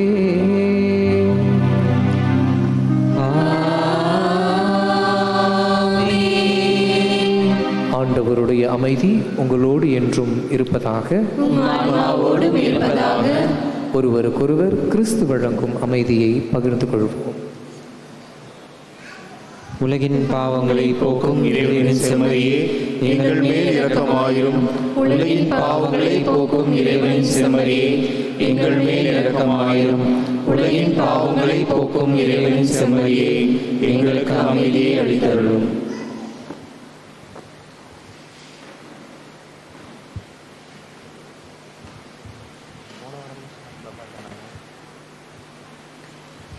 இதோ இறைவனின் செம்மறி, இவரே உலகின் பாவங்களை போக்குகின்றவர். செம்மறியின் விருந்திற்கு அழைக்கப்பெற்ற நாம் பேறு பெற்றோர். ஆனால் ஒரு வார்த்தை மட்டும் சொல்லியருளும், எனது ஆன்மா நலமடையும். அன்பிற்கினியவர்களே, இது நற்கருணை வழங்கும் நேரம். தகுதியுள்ள கத்தோலிக்க கிறிஸ்தவர்கள் மட்டும் முன்வந்து பெற்றுக்கொள்ளவும். மற்ற மத சபைகளை சார்ந்த சகோதர சகோதரிகள் இருக்கும் இடத்திலேயே அமர்ந்து இறைவனை வேண்டுங்கள். நன்றி.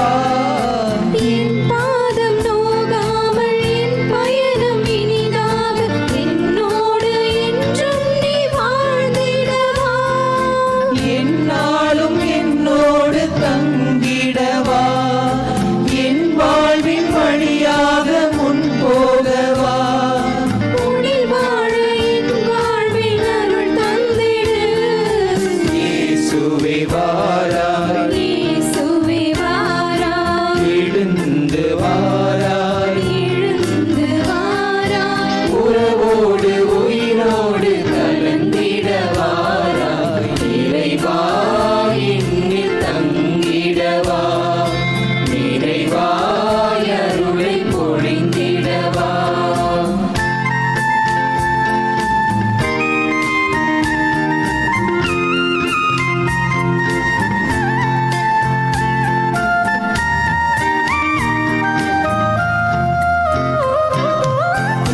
அருகில் என்னை சேர்த்து உறவோடு அணைத்திட, உணர்வோடு என்னில் மகிழ்ந்திடவா. உன்னருகில் என்னை சேர்த்து உறவோடு அணைத்திட, உணர்வோடு என்னில் மகிழ்ந்திடவா. பாவங்கள் புரிந்தே நான் வாழ்கின்றேன், பரிவோடு என்னை மீட்க வந்திடுவாய்.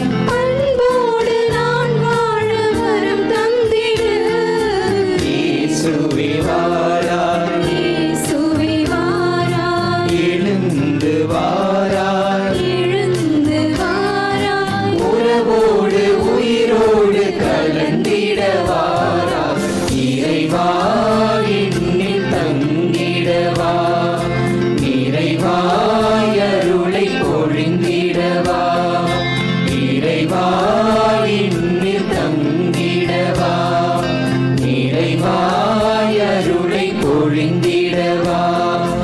ஒரு வார்த்தை சொல்லி என்னை தகுதியாய் மாற்றிடவா.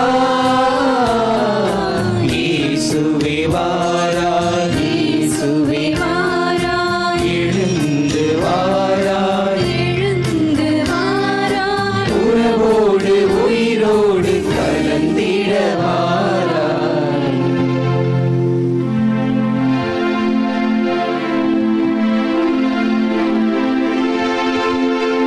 கிறிஸ்துவின் ஆத்மமே என்னை ரட்சியும், கிறிஸ்துவின் தேகமே என்னை ரட்சியும், கிறிஸ்துவின் இரத்தமே என்னை போர்ப்பியும், திருவிழாதீத்தமே என்னை தூய்ப்பியும், கிறிஸ்துவின் பாடுகள் என்னை தேற்றிட, அருள் நீரை இயேசுவே என்னை தேற்றிடும், அரிய காயங்களுள் என்னை வைத்திடும், பிரிந்திடா வண்ணமாய் என்றும் கட்டிடும், ஒரு சத்ருவிடம் நின்றே காத்திடும், மரண வேளையிலே என்னை கூப்பிடும், பரகதியில் நீதம் உம்மை வாழ்ந்தவே,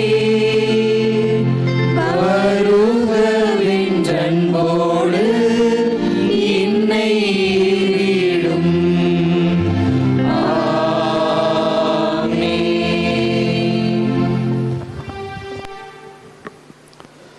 ஞாயிறு அறிவிப்புகள். இன்று ஆண்டின் பொதுக்காலம் 27ஆம் ஞாயிறு. ஜெபமாலை மாதத்தை நாம் துவங்கியுள்ளோம். அன்னை மரியாளின் சுரூபங்கள் நம்முடைய வீடுகளை நோக்கி வந்து கொண்டிருக்கின்றன. ஆகவே அன்னைக்குரிய வணக்கத்தை நாம் செலுத்தி ஜெபமாலை ஜெபித்து இறைவனுடைய ஆசீர்வாதங்களை அன்னை வழியாக நிறைவாய் நாம் பெற்றுக்கொள்ளும். திருமயிலை மாதாவின் திருவிழா சந்தா வசூலிப்பதற்காக நோட்டு புத்தகம் அன்பிய பொறுப்பாளர்களிடம் கொடுக்கப்பட்டுள்ளது. பங்கு மக்கள் அனைவரும் அன்பிய பொறுப்பாளர்கள் சந்தா வசூலிக்க வரும்பொழுது தாராள உள்ளத்துடன் ஒத்துழைக்கும்படி அன்போடு கேட்டுக்கொள்கிறோம். நவம்பர் 9ஆம் நாளுக்குள் திருவிழா சந்தாவை கொடுக்க அன்புடன் கேட்டுக்கொள்கிறோம். எதிர்வரும் அக்டோபர் 7ஆம் நாள் செவ்வாய்க்கிழமை செல்வராஜபுரத்தில் மாலை 7 மணிக்கு திருப்பலி நடைபெறும். எதிர்வரும் சனிக்கிழமை அக்டோபர் 11ஆம் நாள் 1000 மணி ஜெபமாலை ஜெபிக்க நம்முடைய பங்கிலே திட்டமிட்டுள்ளோம். காலை 8:30 மணி முதல் மாலை 6 மணி வரை வட்டங்கள் வாரியாக ஜெபமாலை ஜெபிக்குவது நடைபெறும். அனைவரும் இணைந்து இதில் ஜெபிக்குமாறு உங்களை கேட்டுக்கொள்கிறோம். எதிர்வரும் அக்டோபர் 11ஆம் நாள் மாதத்தின் 2வது சனிக்கிழமை புனித மயிலை அன்னையின் வணக்க நாள். மேலும் புனித லூர்து அன்னையை சிறப்பிக்கும் விதமாக இந்த மாதத்திலிருந்து எதிர்வருகின்ற மாதங்களில் 11ஆம் நாள் ஆலய முகப்பில் புதிதாக நிறுவியிருக்கும் புனித லூர்து அன்னையின் சுரூபம் தாங்கிய கெபியில் முன்புறத்தில் மாலை 5:45 மணிக்கு ஜெபமாலையும், அதனைத் தொடர்ந்து சிறப்பு திருப்பலி, தேர்ப்பவனி மற்றும் நற்கருணை ஆராதனை நடைபெறும். அன்றைய தினத்தை சிறப்பிப்போர் 7வது வட்டமான புனித ஜான் மரிய வியானி வட்டம்.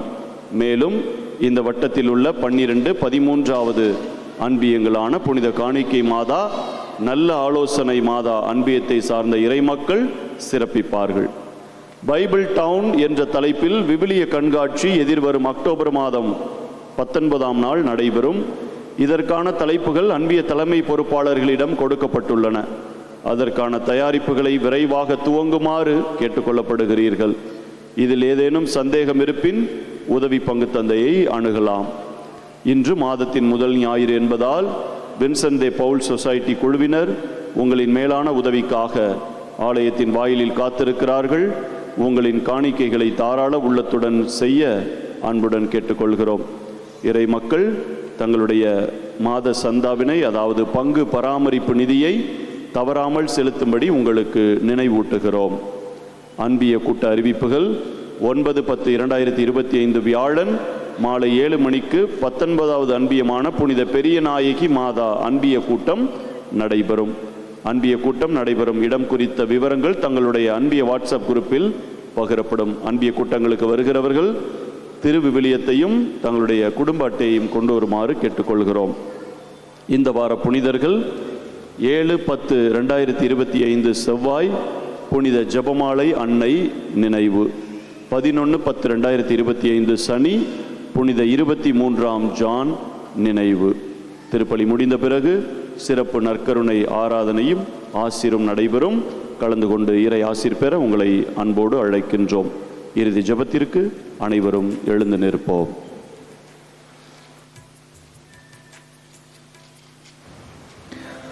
நன்றி கூறி மன்றாடுவோமாக. ஆண்டவரே இறைவா, நாங்கள் பெற்றுக்கொண்ட கிறிஸ்துவின் அருளடையாளத்தால் ஒத்துணர்வும் ஊட்டமும் பெறுகின்றோம்.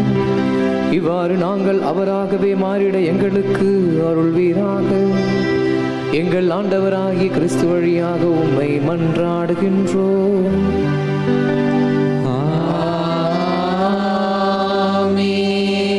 ஆண்டவர் உங்களோடு இருப்பாராக. ஆன்மாவோடும் இருப்பாராக. எல்லாம் வல்ல இறைவன் தந்தை, மகன், தூயாவியார் உங்களுக்கு ஆசி வழங்குவாராக.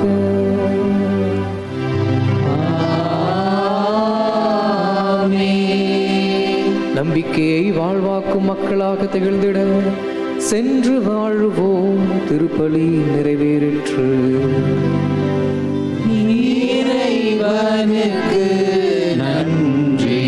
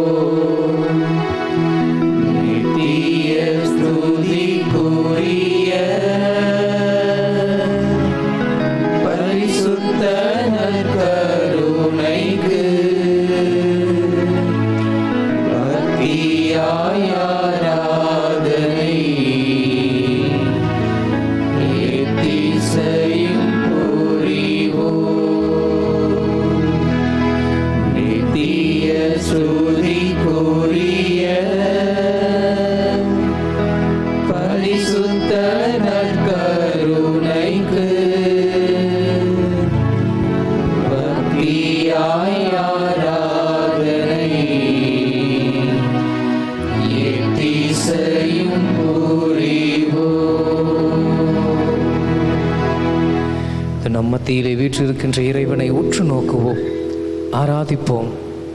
எத்தனையோ கவலைகள், எத்தனையோ ஏக்கங்கள், எத்தனையோ தேவைகள் மனதில் ஓடிக்கொண்டு இருக்கும் பொழுது, இதோ அந்த கலக்கத்துடன், அந்த கவலையுடன், அந்த போராட்டங்களுடன் இன்று நாம் இங்கு வந்திருக்கலாம். இந்த நம்மில் வீற்றிருக்கின்ற, நம் மத்தியில் வந்திருக்கின்ற இறைவனிடம் உட்காரும் பொழுது, அவருடன் சிறிது நேரம் செலவிடும் பொழுது, நம்முடைய கவலைகள், கஷ்டங்கள், கண்ணீர்கள் அனைத்தும் மறைந்து விடுகின்றன. நம்முடைய ஆண்டவர் இயேசுவின் முன்பாக அமர்ந்து செபிக்கும் பொழுது, நற்கருணை ஆண்டவரின் பிரசன்னத்தை உள்வாங்கிக் கொள்ளும் பொழுது நம்முடைய மனதில் இனம் புரியாத அமைதி நிலவுகின்றது. நம் மத்தியில் வீற்றிருக்கின்ற இறைவனை போற்றுவோம், ஆராதிப்போம். நாம் எவ்வளவுதான் தடை மாறி சென்றாலும், தடம் மாறி சென்றாலும், வேறு வழியில் நடந்தாலும், இடறி விழுந்தாலும், நம்மை கை தூக்கிவிட, நம்முடன் பயணிக்க, நம்முடன் என்றும் எப்பொழுதையும் இருக்க, அஞ்சாதே, கலங்காதே, திகையாதே, நான் உன்னோடு இருக்கிறேன் என்று சொல்லி நம்மை தேற்றுவதற்காக நற்கருணை ஆண்டவர் நம் மத்தியில் வீற்றிருக்கிறார். அவரை புகழ்வோம், ஆராதிப்போம். நம் மத்தியில் வீற்றிருக்கின்ற இறைவனை போற்றுவோம். ஆண்டவரே, திருப்பாதம் அமர்கின்ற பொழுது எங்கள் வாழ்வில் எப்பொழுதும் நிம்மதி. அதற்காக உமக்கு நன்றி கூறுகின்றோம். நீர் எனக்காக என்று வந்ததற்காக உமக்கு நன்றி கூறுகின்றோம், உம்மை போற்றுகின்றோம் என்று இந்த பாடலை பாடி இறைவனை போற்றுவோம். நேசரே, உம் திரு பாதம் அமர்ந்தேன், நிம்மதி நிம்மதியே.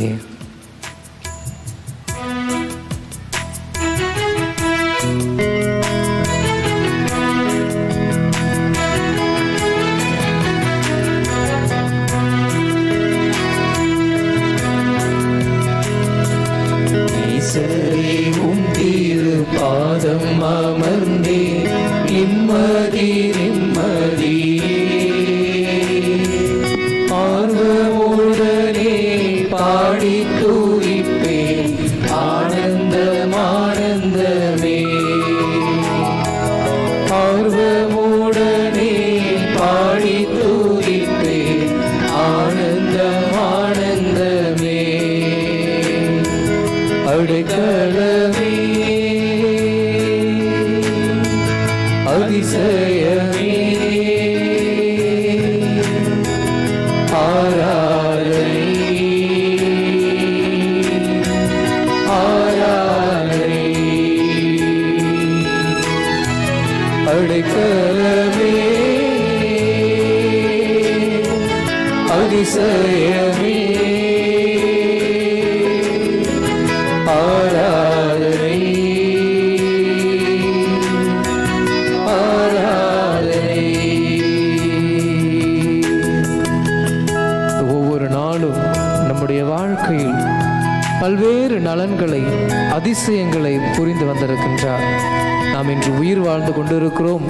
நல்ல முறையில் நம்முடைய உடல் உள்ள சுகமெல்லாம் எந்த ஒரு நோயுமின்றி நாம் ஆரோக்கிய இறைவன் நமக்கு அழைத்திருக்கின்ற ஆசீர்வாதம், அவருடைய ஆசீர்வாதம், நம்முடைய வாழ்வில் அவர் நிகழ்த்திய ஆசீர்வாதம் ஒவ்வொன்றையும் நினைத்து பார்ப்போம். அவருடைய வல்ல செயல்களை நம்முடைய வாழ்வில் நினைத்து பார்க்கும் பொழுதெல்லாம் நம்முடைய கைகள் புல்லரிக்க வேண்டும். ஒவ்வொருவருடைய வாழ்விலும் அளப்பரிய ஆசீர்வாதங்களை பொழிந்திருக்கின்றார். அந்த ஆசீர்வாதத்தை பொழிந்த இறைவனுக்கு நன்றியாக இந்த பாடலை பாடுவோம். வல்ல செயல்கள் நினைத்து நினைத்து உள்ளமே பொங்குதையா.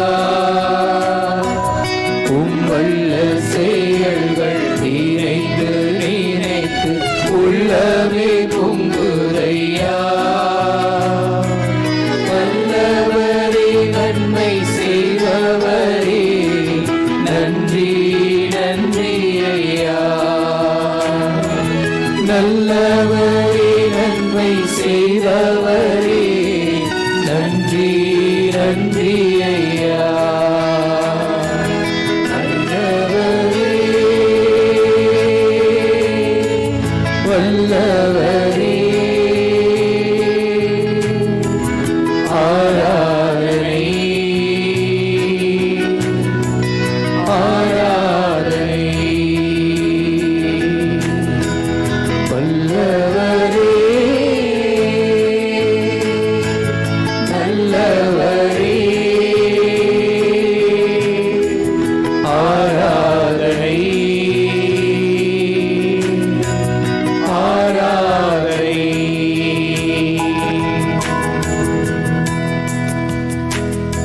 ஆண்டவரே எங்களுடைய நம்பிக்கையை மிகுதியாக்கும். இது இன்றைய நற்செய்தியில் திருத்தூதர்கள் இயேசுவை பார்த்து கேட்ட வாக்கியம். ஆண்டவரே எங்களுடைய நம்பிக்கையை மிகுதியாக்கும். அப்படி என்றால் திருத்தூதர்கள் நம்பிக்கை இல்லாமல் இருந்தார்களா என்றால் இல்லை. அவர்களுடைய நம்பிக்கைக்கு உடனடியாக பலனை எதிர்பார்த்தார்கள். இயேசு அவர்களை தீய ஆவியை ஓட்டுகின்ற அதிகாரம் கொடுத்த பொழுது அவர்கள் சென்று தீய ஆவியை ஓட்டினார்கள். தீமைகள் எல்லாம் அவர்களை விட்டு அகன்று சென்ற பொழுது இறைவனிடம் இயேசுவிடம் ஓடி வந்து, ஆண்டவரே உம் பெயரை சொல்லி பேய்களை ஓட்டுகின்றோம், பேய்கள் எல்லாம் பறந்து போகின்றன என்று குறித்து ஆனந்தப்பட்டார்கள். அதே வேளையில் மற்றொரு இடத்தில் சென்று தீய ஆவியை ஓட்டும் பொழுது இவர்களுடைய குரலுக்கு செவி சாய்க்கவில்லை. சீடர்கள் தடுமாறி போகிறார்கள். கப்பலிலே புயல் சீற்றத்தில் சென்று கொண்டிருக்கும் பொழுது இயேசு கடல் நீரில் நடந்து வருவதை கண்ட பேதுரு, ஆண்டவரே வருவது நீர்தான் என்றால் நான் உம்மை நோக்கி நடந்து வருகிறேன் என்று கூறும்பொழுது இயேசு அவரை நோக்கி நகர்ந்து வர பேதுருவுக்கு பணிக்கிறார். நடந்து வருகின்ற பேதுரு காற்றின் காரணமாக, கடல் அலையின் சீற்றம் காரணமாக நம்பிக்கையை இழந்து தடுமாறுகிறார். நீரில் மூழ்கி செல்கிறார். மூழ்குகின்ற பேதுருவை கைகளை பிடித்து இயேசு கூறியது, நம்பிக்கையற்ற தலைமுறையினரே. இன்று நாமும் பல நேரங்களில் நம்முடைய நம்பிக்கையை இழந்து வாடுகின்றோம். நம்பிக்கையை இழந்து வாழ்க்கையில் தடுமாறி போகின்றோம். படிப்பில் நான் படித்து முன்னேற வேண்டும் என்ற ஆசை இருக்கிறது. ஆனால் அதன் மூலமாக வருகின்ற கஷ்டத்தின் காரணமாக என்னால் முழுவதுமாக தொடர முடியாது என்று படிப்பை கைவிட்ட இளைஞர்கள் ஏராளம் உள்ளார்கள். திருமண வாழ்வை இன்று நிறைய இளைஞர்கள் மேற்கொள்கிறார்கள். திருமண வாழ்வை மேற்கொண்ட உடனே வாழ்வில் ஏற்படுகின்ற சிறு சிறு துன்பங்களுக்கு எல்லாம் விவாகரத்து என்று நீதிமன்ற வாயில் முன் நிற்கின்ற தம்பதிகள் ஏராளம். வாழ்க்கையில் நமக்கு ஏற்படுகின்ற நோய்களை, பிணிகளை எண்ணி அஞ்சுகின்ற வருந்துகின்றவர்கள் ஏராளம். ஐயோ இந்த நோயா, என்னால் தாங்கவே முடியல, என்னால் இந்த வலியை தாங்கவே முடியல, ஐயோ என்னுடைய உறவினருக்கு கேன்சர் வந்துருச்சு, அவ்வளோதான், எல்லாம் முடிஞ்சு போச்சு, எவ்வளவுதான் முயற்சி செஞ்சாலும் இனிமேல் காப்பாற்றவே முடியாது. தடுமாறுகிறோம், வாழ்க்கையில் தடம் மாறுகிறோம். நாம் மேற்கொண்டுள்ள தொழிலில் சிறு கஷ்டம் வந்தாலும் ஐயோ நான் முயற்சி செஞ்ச இந்த காரியம் முழுமையாக முடியவே மாட்டேங்குது, தடை வந்து கொண்டே இருக்கிறது. நம்பிக்கையில் தடுமாறுகிறோம். ஒவ்வொரு முறை தடுமாறுகிற பொழுதும் ஆண்டவர் நம்மை நோக்கி கூறுகின்ற ஒரே வார்த்தை இதுதான், கடுகளவு நம்பிக்கை இருந்தாலும் போதும், நீ இந்த மலையை நோக்கி இங்கிருந்து நகர்ந்து வேறு இடத்திற்கு செல் என்றாலும் அந்த மலை இடம் பெயர்ந்து செல்லும். கடுகளவு நம்பிக்கை என்பது நம்பிக்கையின் அளவை குறித்து இயேசு சொல்லவில்லை. எங்கள் நம்பிக்கையை மிகுதியாக்கும் என்று சீடர்கள் சொல்லிய பொழுதெல்லாம் நம்முடைய நம்பிக்கையின் அளவு மிகுதியாக வேண்டும் என்று இயேசு சொல்லவில்லை. கடுகளவு நம்பிக்கை என்றாலும் நம்முடைய நம்பிக்கை செயல்பட வேண்டும் என்று சொல்லுகிறார். பேதுரு கடலில் நடந்து வந்த பொழுது அலைகள், புயல், சீற்றம் இதை அனைத்தையும் விட என் ஆண்டவர் பெரியவர் என்ற நம்பிக்கை கொண்டிருந்தால் கடலில் மூழ்கி இருக்க மாட்டார். பேயை விரட்டுகின்ற போது சீடர்கள் இந்த பேயின் சக்தியை விட என் ஆண்டவரின் சக்தி பெரியது, என் ஆண்டவரின் பெயர், அவருடைய வல்லமை பெரியது என்று நினைத்திருந்தார்கள் என்றால் அந்த பேயை நிச்சயம் அந்த சிறுவனிடமிருந்து அவர்களால் விரட்டி இருக்க முடியும். இன்று நம்முடைய வாழ்வில் ஐயோ என்னால் படிக்க முடியவில்லையே, என்னால் படித்து நல்ல ஒரு நிலைக்கு வர முடியவில்லையே என்று தடுமாறும் போதெல்லாம் இந்த சோதனைகள், இந்த துன்பங்களை விடையெல்லாம் என் ஆண்டவர் பெரியவர் என்று நான் நினைக்கும் பொழுது என்னுடைய துன்பங்கள், துயரங்கள் எல்லாம் பறந்து போய்விடுகின்றன. ஐயோ என்னால் இந்த நோய்களை தாங்க முடியவில்லை, இந்த நோயினால் வருகின்ற வலியை என்னால் பொறுத்து கொள்ள முடியவில்லை, இப்பவே செத்திடலாம் போல இருக்கு, அவ்வளவு வலி இருக்கு என்று நினைக்கும் பொழுதெல்லாம் அந்த வலிகள், அந்த பிணிகளை விடையெல்லாம் என் ஆண்டவர் பெரியவர் என்று நான் நம்பும் பொழுது இந்த பிணிகளும் இந்த வலிகளும் என் வாழ்க்கையை விட்டு மறைகின்றன. என் வாழ்க்கை முழுவதும் கடன் பிரச்சனை, வாழ்க்கை முழுவதும் தொல்லைகள், கஷ்டங்கள், வாழ்க்கையில் நிம்மதியே இல்லை. வாழ்க்கையில் என்ன பண்ணுறதுனே தெரியல, நான் எவ்வளோ முயற்சி எடுத்தாலும் ஏதாவது என்னுடைய மனசு டிஸ்டர்ப் பண்ணிக்கிட்டே இருக்கு என்று நினைக்கும் பொழுதெல்லாம் என்னுடைய கடன் தொல்லைகள், என்னுடைய கஷ்டங்கள், என்னுடைய வறுமை, என்னுடைய தாழ்மை, இவை அனைத்தையும் விட என் ஆண்டவர் பெரியவர் என்று நான் நம்பும் பொழுது என்னுடைய கஷ்டங்கள், என்னுடைய கடன் தொல்லைகள் எல்லாம் பறந்து போய்விடுகின்றன. திருமண வாழ்க்கை சலித்து போகிறது. திருமணம் முடிந்த பின்பே வாழ்க்கையில் உடனே சண்டைகள் வருகிறது. அம்மாவுடைய பேச்சை கேட்பதா, மனைவியோட பேச்சை கேட்பதா, மாமியார் கொடுமை, நாத்தனார் கொடுமை, எவ்வளவோ பிரச்சனைகள் வந்தாலும் இந்த கொடுமைகள், பிரச்சனைகள், இவை எல்லாவற்றையும் விட என் ஆண்டவர் பெரியவர் என்ற நம்பிக்கை இருக்கும் பொழுது அதை நம்மால் கடந்து வர முடிகிறது. அந்த நம்பிக்கை குறையும் பொழுது, சிறு சிறு தடங்கல்கள் வாழ்க்கையில் வரும் பொழுது நாம் தவறு விடுகிறோம். வாழ்க்கையில் நாம் எந்த காரியம் எடுத்தாலும், வாழ்க்கையில் எந்த பகுதியில் நாம் பயணித்தாலும் அதில் ஒரு வெற்றிடம் வந்தே தீரும். அந்த வெற்றிடம் வரும்பொழுது ஆண்டவர் அந்த வெற்றிடத்தை நிரப்பக்கூடிய வல்லமை மிகுந்தவர் என்பதை நான் நம்பும் பொழுது, அதை நம்பி என்னுடைய வாழ்க்கையில் துன்பங்கள் வந்தாலும், துயரங்கள் வந்தாலும், கஷ்டங்கள் வந்தாலும், என்னுடைய வாழ்க்கையில் நோய், பிணி, வலிகள் நிறைந்திருந்தாலும் அதையெல்லாம் தாண்டியவர் என்னுடைய ஆண்டவர் என்று நான் நம்பி என்னுடைய செயல்களை செய்யும் பொழுது, என்னுடைய வாழ்க்கையில் அடுத்த அடி எடுத்து வைக்கும் பொழுது ஆண்டவர் என்னுடைய கஷ்டங்கள், நோய்கள், கவலைகள், பிணிகள், வருத்தங்கள் அனைத்தையும் போக்குவதற்கு என்னுடன் பயணித்து வருவார். தடுமாறுகின்ற பொழுது பேதுருவின் கைப்பிடித்த ஆண்டவர் நம்முடைய வாழ்க்கையில் தடுமாறும் பொழுதும் ஒவ்வொருவருடைய வாழ்க்கையிலும் நம்முடைய கையை பிடிக்கிறார். மகனே, உன்னால் முடியவில்லையா? உனக்கு ரொம்ப கஷ்டமா? கவலைப்படாத, உன்னால் தாங்க முடியாத கஷ்டத்தை நான் கொடுக்க மாட்டேன். நம்ம வாழ்க்கையில் இவ்வளோ கஷ்டத்தை அனுபவிக்கிறேன் என்றால் ஏதாவது ஒரு நல்லதுக்காக இருக்கும். நான் உன்னுடன் பயணித்திருக்கிறேன். நான் உனக்காக வகுத்துள்ள திட்டங்கள் உன்னுடைய வாழ்வின் நலனுக்காக மட்டுமே அன்றி உன்னை காயப்படுத்துவதற்காக, உன்னை தண்டிப்பதற்காக மட்டுமல்ல. நீ மேற்கொள்கின்ற வழிகள், கஷ்டங்கள் அனைத்தும் எதிர்காலத்தில் உனக்கு கிடைக்கப் போகின்ற நன்மைக்காக. என்னுடைய கரத்தை பிடித்துக்கொள், என் கையை பிடிச்சி மேலே வா. கஷ்டமாக தான் இருக்கும், வாழ்க்கை வழியாக தான் இருக்கும். வழிகள் இன்றி மீட்பு இல்லை. நான் சிலுவையில் பட்ட கஷ்டத்தால் இன்று நீங்கள் அனைவரும் மீட்படைந்திருக்கிறீர்கள்.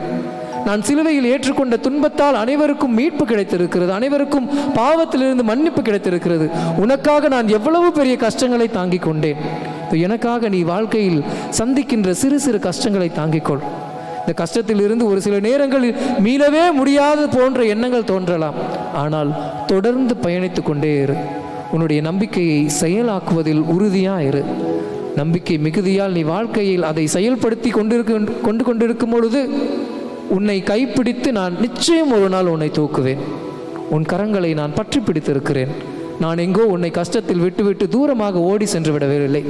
உன்னை கஷ்டப்பட விட்டு, உன்னுடைய வழிகளை அனுபவிக்க விட்டு நான் ஒரு ஓரமாக உட்கார்ந்து வேடிக்கை பார்த்து கொண்டு இருக்கவில்லை. நீ கஷ்டப்படும் பொழுது இவ்வாறு கஷ்டப்படுகிறாயே என்று மற்றவர்கள் உன்னை பார்த்து சிரிப்பது போல நான் சிரித்து கொண்டு இருக்கவில்லை. உன் கையை பிடித்து கொண்டு இருக்கிறேன். உன்னுடன் நடந்து வந்து கொண்டு இருக்கின்றேன். உன்னுடன் பயணித்து கொண்டு இருக்கின்றேன். வாழ்க்கையில் தடுமாறும் பொழுது கலங்காதே, அஞ்சாதே, நான் உன்னோடு இருக்கிறேன். உன்னை கை தூக்கி உன்னுடன் பயணித்து உன்னை நிலை வாழ்வுக்கு அழைத்து செல்ல, ஒரு நிம்மதியான வாழ்வை உனக்கு கொடுக்க, இது நாம் பாடியது போல ஆண்டவர் திருமுன் அமரும் பொழுது வாழ்க்கை முழுவதும் நிம்மதியாகும்படி செய்ய ஆண்டவர் நமக்காக காத்திருக்கின்றார். ஆண்டவரின் கையை இறுக்கமாக பிடித்து கொள்வோம்.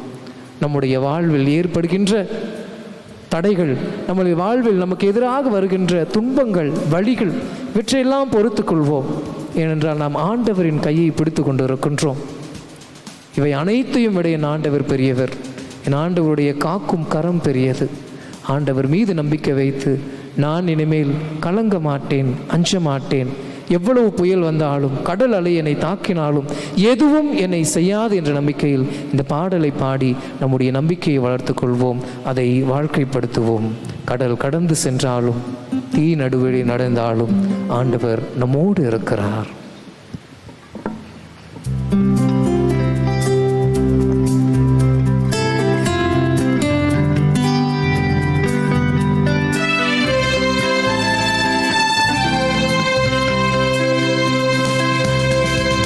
கடந்து சென்றாலும் தீ சூழ்ந்து எழுந்திடும் காரிருளை நீ கடந்திட நேர்ந்தாலும் உன்னோடு நான் இருப்பேன், உன்னோடு நான் இருப்பேன். அஞ்சாதே, கலங்காதே. கடல் கடந்து சென்றாலும் நீ நடுவே நடந்தாலும் புயல் சூழ்ந்து எழுந்திடும் காரிருளை நீ கடந்திட நேர்ந்தாலும் உன்னோடு நான் இருப்பேன், உன்னோடு நான் இருப்பேன். அஞ்சாதே, கலங்காதே. கடலை போல, தீயை போல, கார் இருளை போல நம்முடைய வாழ்க்கையில் நம்மை சுற்றி பல்வேறு துன்பங்கள், பயங்கள், நம்முடைய வாழ்க்கை எதிர்காலத்தை குறித்த பயம், நம்முடைய வாழ்வில் நிகழ்காலத்தில் நிகழ்ந்து கொண்டிருக்கின்றவை, நம்மை அச்சுறுத்துகின்றவை, நம்மை மிகுதியாய் ஆட்கொண்டிருக்கின்றன. இவை கடலை போல, தீயை போல, காரிருளை போல சூழ்ந்திருந்தாலும் ஆண்டவர் நம்மோடு இருக்கிறார். கலங்காதே, அஞ்சாதே. உன்னுடைய வாழ்க்கையில் ஏற்படுகின்ற அனைத்தும் எனக்கு தூசு போன்றது. இந்த உலகை மீட்க தெரிந்த எனக்கு உன்னுடைய வாழ்வில் இருக்கின்ற கஷ்டங்களை துடைக்க தெரியாதா என்று கேட்கிறார். அவருடைய கரத்தை பற்றி கொண்டு நம்பிக்கையோடு ஆண்டவர் என்னோடு இருக்கிறார் என்று தெம்பில் பாடலை உணர்ந்து பாடுவோம். நீ மதிப்புள்ளவன் பொன்விலை நிலம் போலே பூமியில் வாழ்ந்திடும் யாவிலும் உன்னிலை உயர்ந்தது அவராலே. தேவனின் பார்வையில் நீ மதிப்புள்ளவன் பொன்விலை நிலம் போலே பூமியில் வாழ்ந்திடும் யாவிலும் உன்னிலை உயர்ந்தது அவராலே. வாழ்வினை தூக்கிடும் தாய் மறந்தாலும் நீ அவர் மடி மேலே கரம் தேற்றுவார், பலமூற்றுவார். வாழ்வினி ஒளிதானே, அஞ்சாதே, கலங்காதே. கடல் கடந்து சென்றாலும் நீ நடுவே நடந்தாலும் புயல் சூழ்ந்து எழுந்திடும் காரிருளை நீ கடந்திட நேர்ந்தாலும் உன்னோடு நான் இருப்பேன், உன்னோடு நான் இருப்பேன். அஞ்சாதே, கலங்காதே. இறைவனுடைய பார்வையில் இங்கு வந்திருக்கின்ற ஒவ்வொருவரும் மதிப்பு மிக்கவர்கள். இந்த பாடலுடைய வரிகள் ஏதோ சும்மா எழுதிட்டு போனாங்க, பாடிட்டு போனோம் அப்படின்றதுக்காக இல்லை. இந்த பாடலில் உள்ள வரிகளை போல இந்த இறைவனின் பார்வையில் இங்கு வந்திருக்கின்ற ஒவ்வொருவருமே விலையேற பெற்றவர்கள், மதிப்பு மிக்கவர்கள். நாம் அனைவரும் இறைவனின் சாயலால் படைக்கப்பட்டிருப்பது எதற்காக என்றால் நம்மை இறைவன் முழுவதுமாக அன்பு செய்திருக்கிறார். தாயின் கருவில் நாம் இருக்கும் பொழுதே நாம் ஒவ்வொருவரையும் பெயர் சொல்லி அழைத்திருக்கிறார். இறைவனுக்கு நாம் ரொம்ப நெருக்கம். இவ்வளவு நெருக்கமான ஒருவர்களை இறைவன் எப்பொழுதும் கை விடுவதே இல்லை. ஒன்றை மட்டும் நன்று ஞாபகம் வைத்துக் கொள்ளுங்கள். என்னுடைய வாழ்க்கையில் எவ்வளவு துன்பங்கள் வந்தாலும் இப்பொழுது இந்த நேரத்தில் என்னுடைய வாழ்க்கையில் எதையெல்லாம் என்னை பயன்படுத்தி கொண்டிருக்கிறதோ, எந்த சிந்தனையெல்லாம் என்னை முன்னேற விடாமல் தடுத்து கொண்டிருக்கிறதோ, எதையெல்லாம் என்னுடைய வாழ்க்கையில் முன்னேற்றத்திற்கு அழைத்து செல்லாமல் தடையாக வந்து கொண்டிருக்கிறதோ, அது எல்லாம் இறைவனோட பார்வையில் தூசு போன்றது. இறைவனை நான் பற்றி பிடித்து கொண்டு இருக்கிறேன், இறைவன் என்னை பற்றி பிடித்து கொண்டு இருக்கிறார். ஒருவேளை என்னுடைய கைகள் அவருடைய கைகளில் இருந்து கூட விலகிவிடலாம், ஆனால் அவருடைய கை நம்மை ஒருபோதும் விடுவதில்லை. நான் எவ்வளவு ஆழத்திற்கு மூழ்கி போனாலும் அவர் என்னை இறுக்கமாக பிடித்து கொண்டு இருக்கிறார். அவர் என்னை மீட்பார், என்னுடன் பயணிப்பார். இந்த நம்பிக்கையோடு இந்த வாரம் முழுவதையும் செலவிடுவோம்.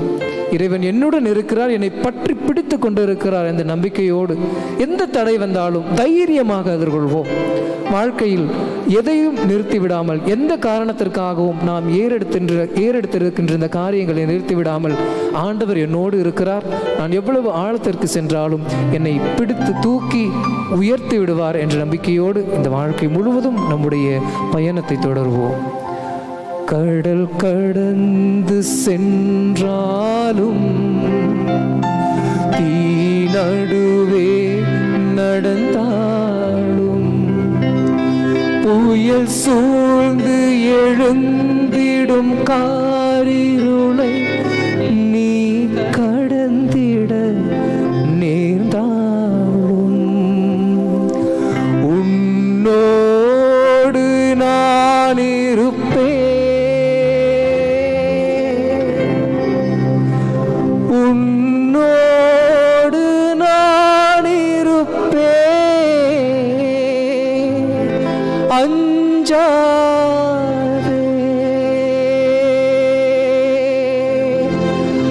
கலங்காதே.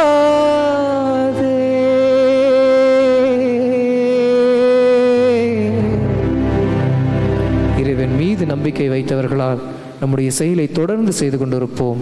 இறைவன் நமக்கு முழு கைமாறளிப்பார். மாண்புயர் கீதம் பாடுவோம்.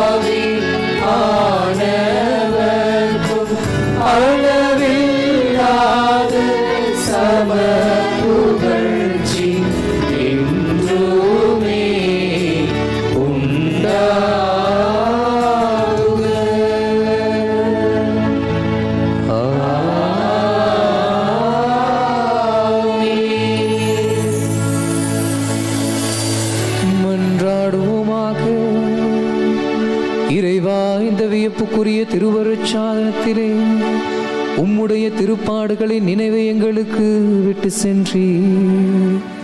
உமது திருவுடல் திரு இரத்தம் ஆகியவற்றின் மறைபொருளை வணங்கும் நாங்கள் உம்முடைய மீட்பின் பலனை இடைவிடாமல் அனுபவிக்க அருள் புரியும். தந்தையாகிய இறைவனோடு தூயாவியாரின் ஒன்றிப்பில் என்றென்றும் வாழ்ந்து ஆட்சி செய்கின்ற உம்மை மன்றாடுகின்றோம்.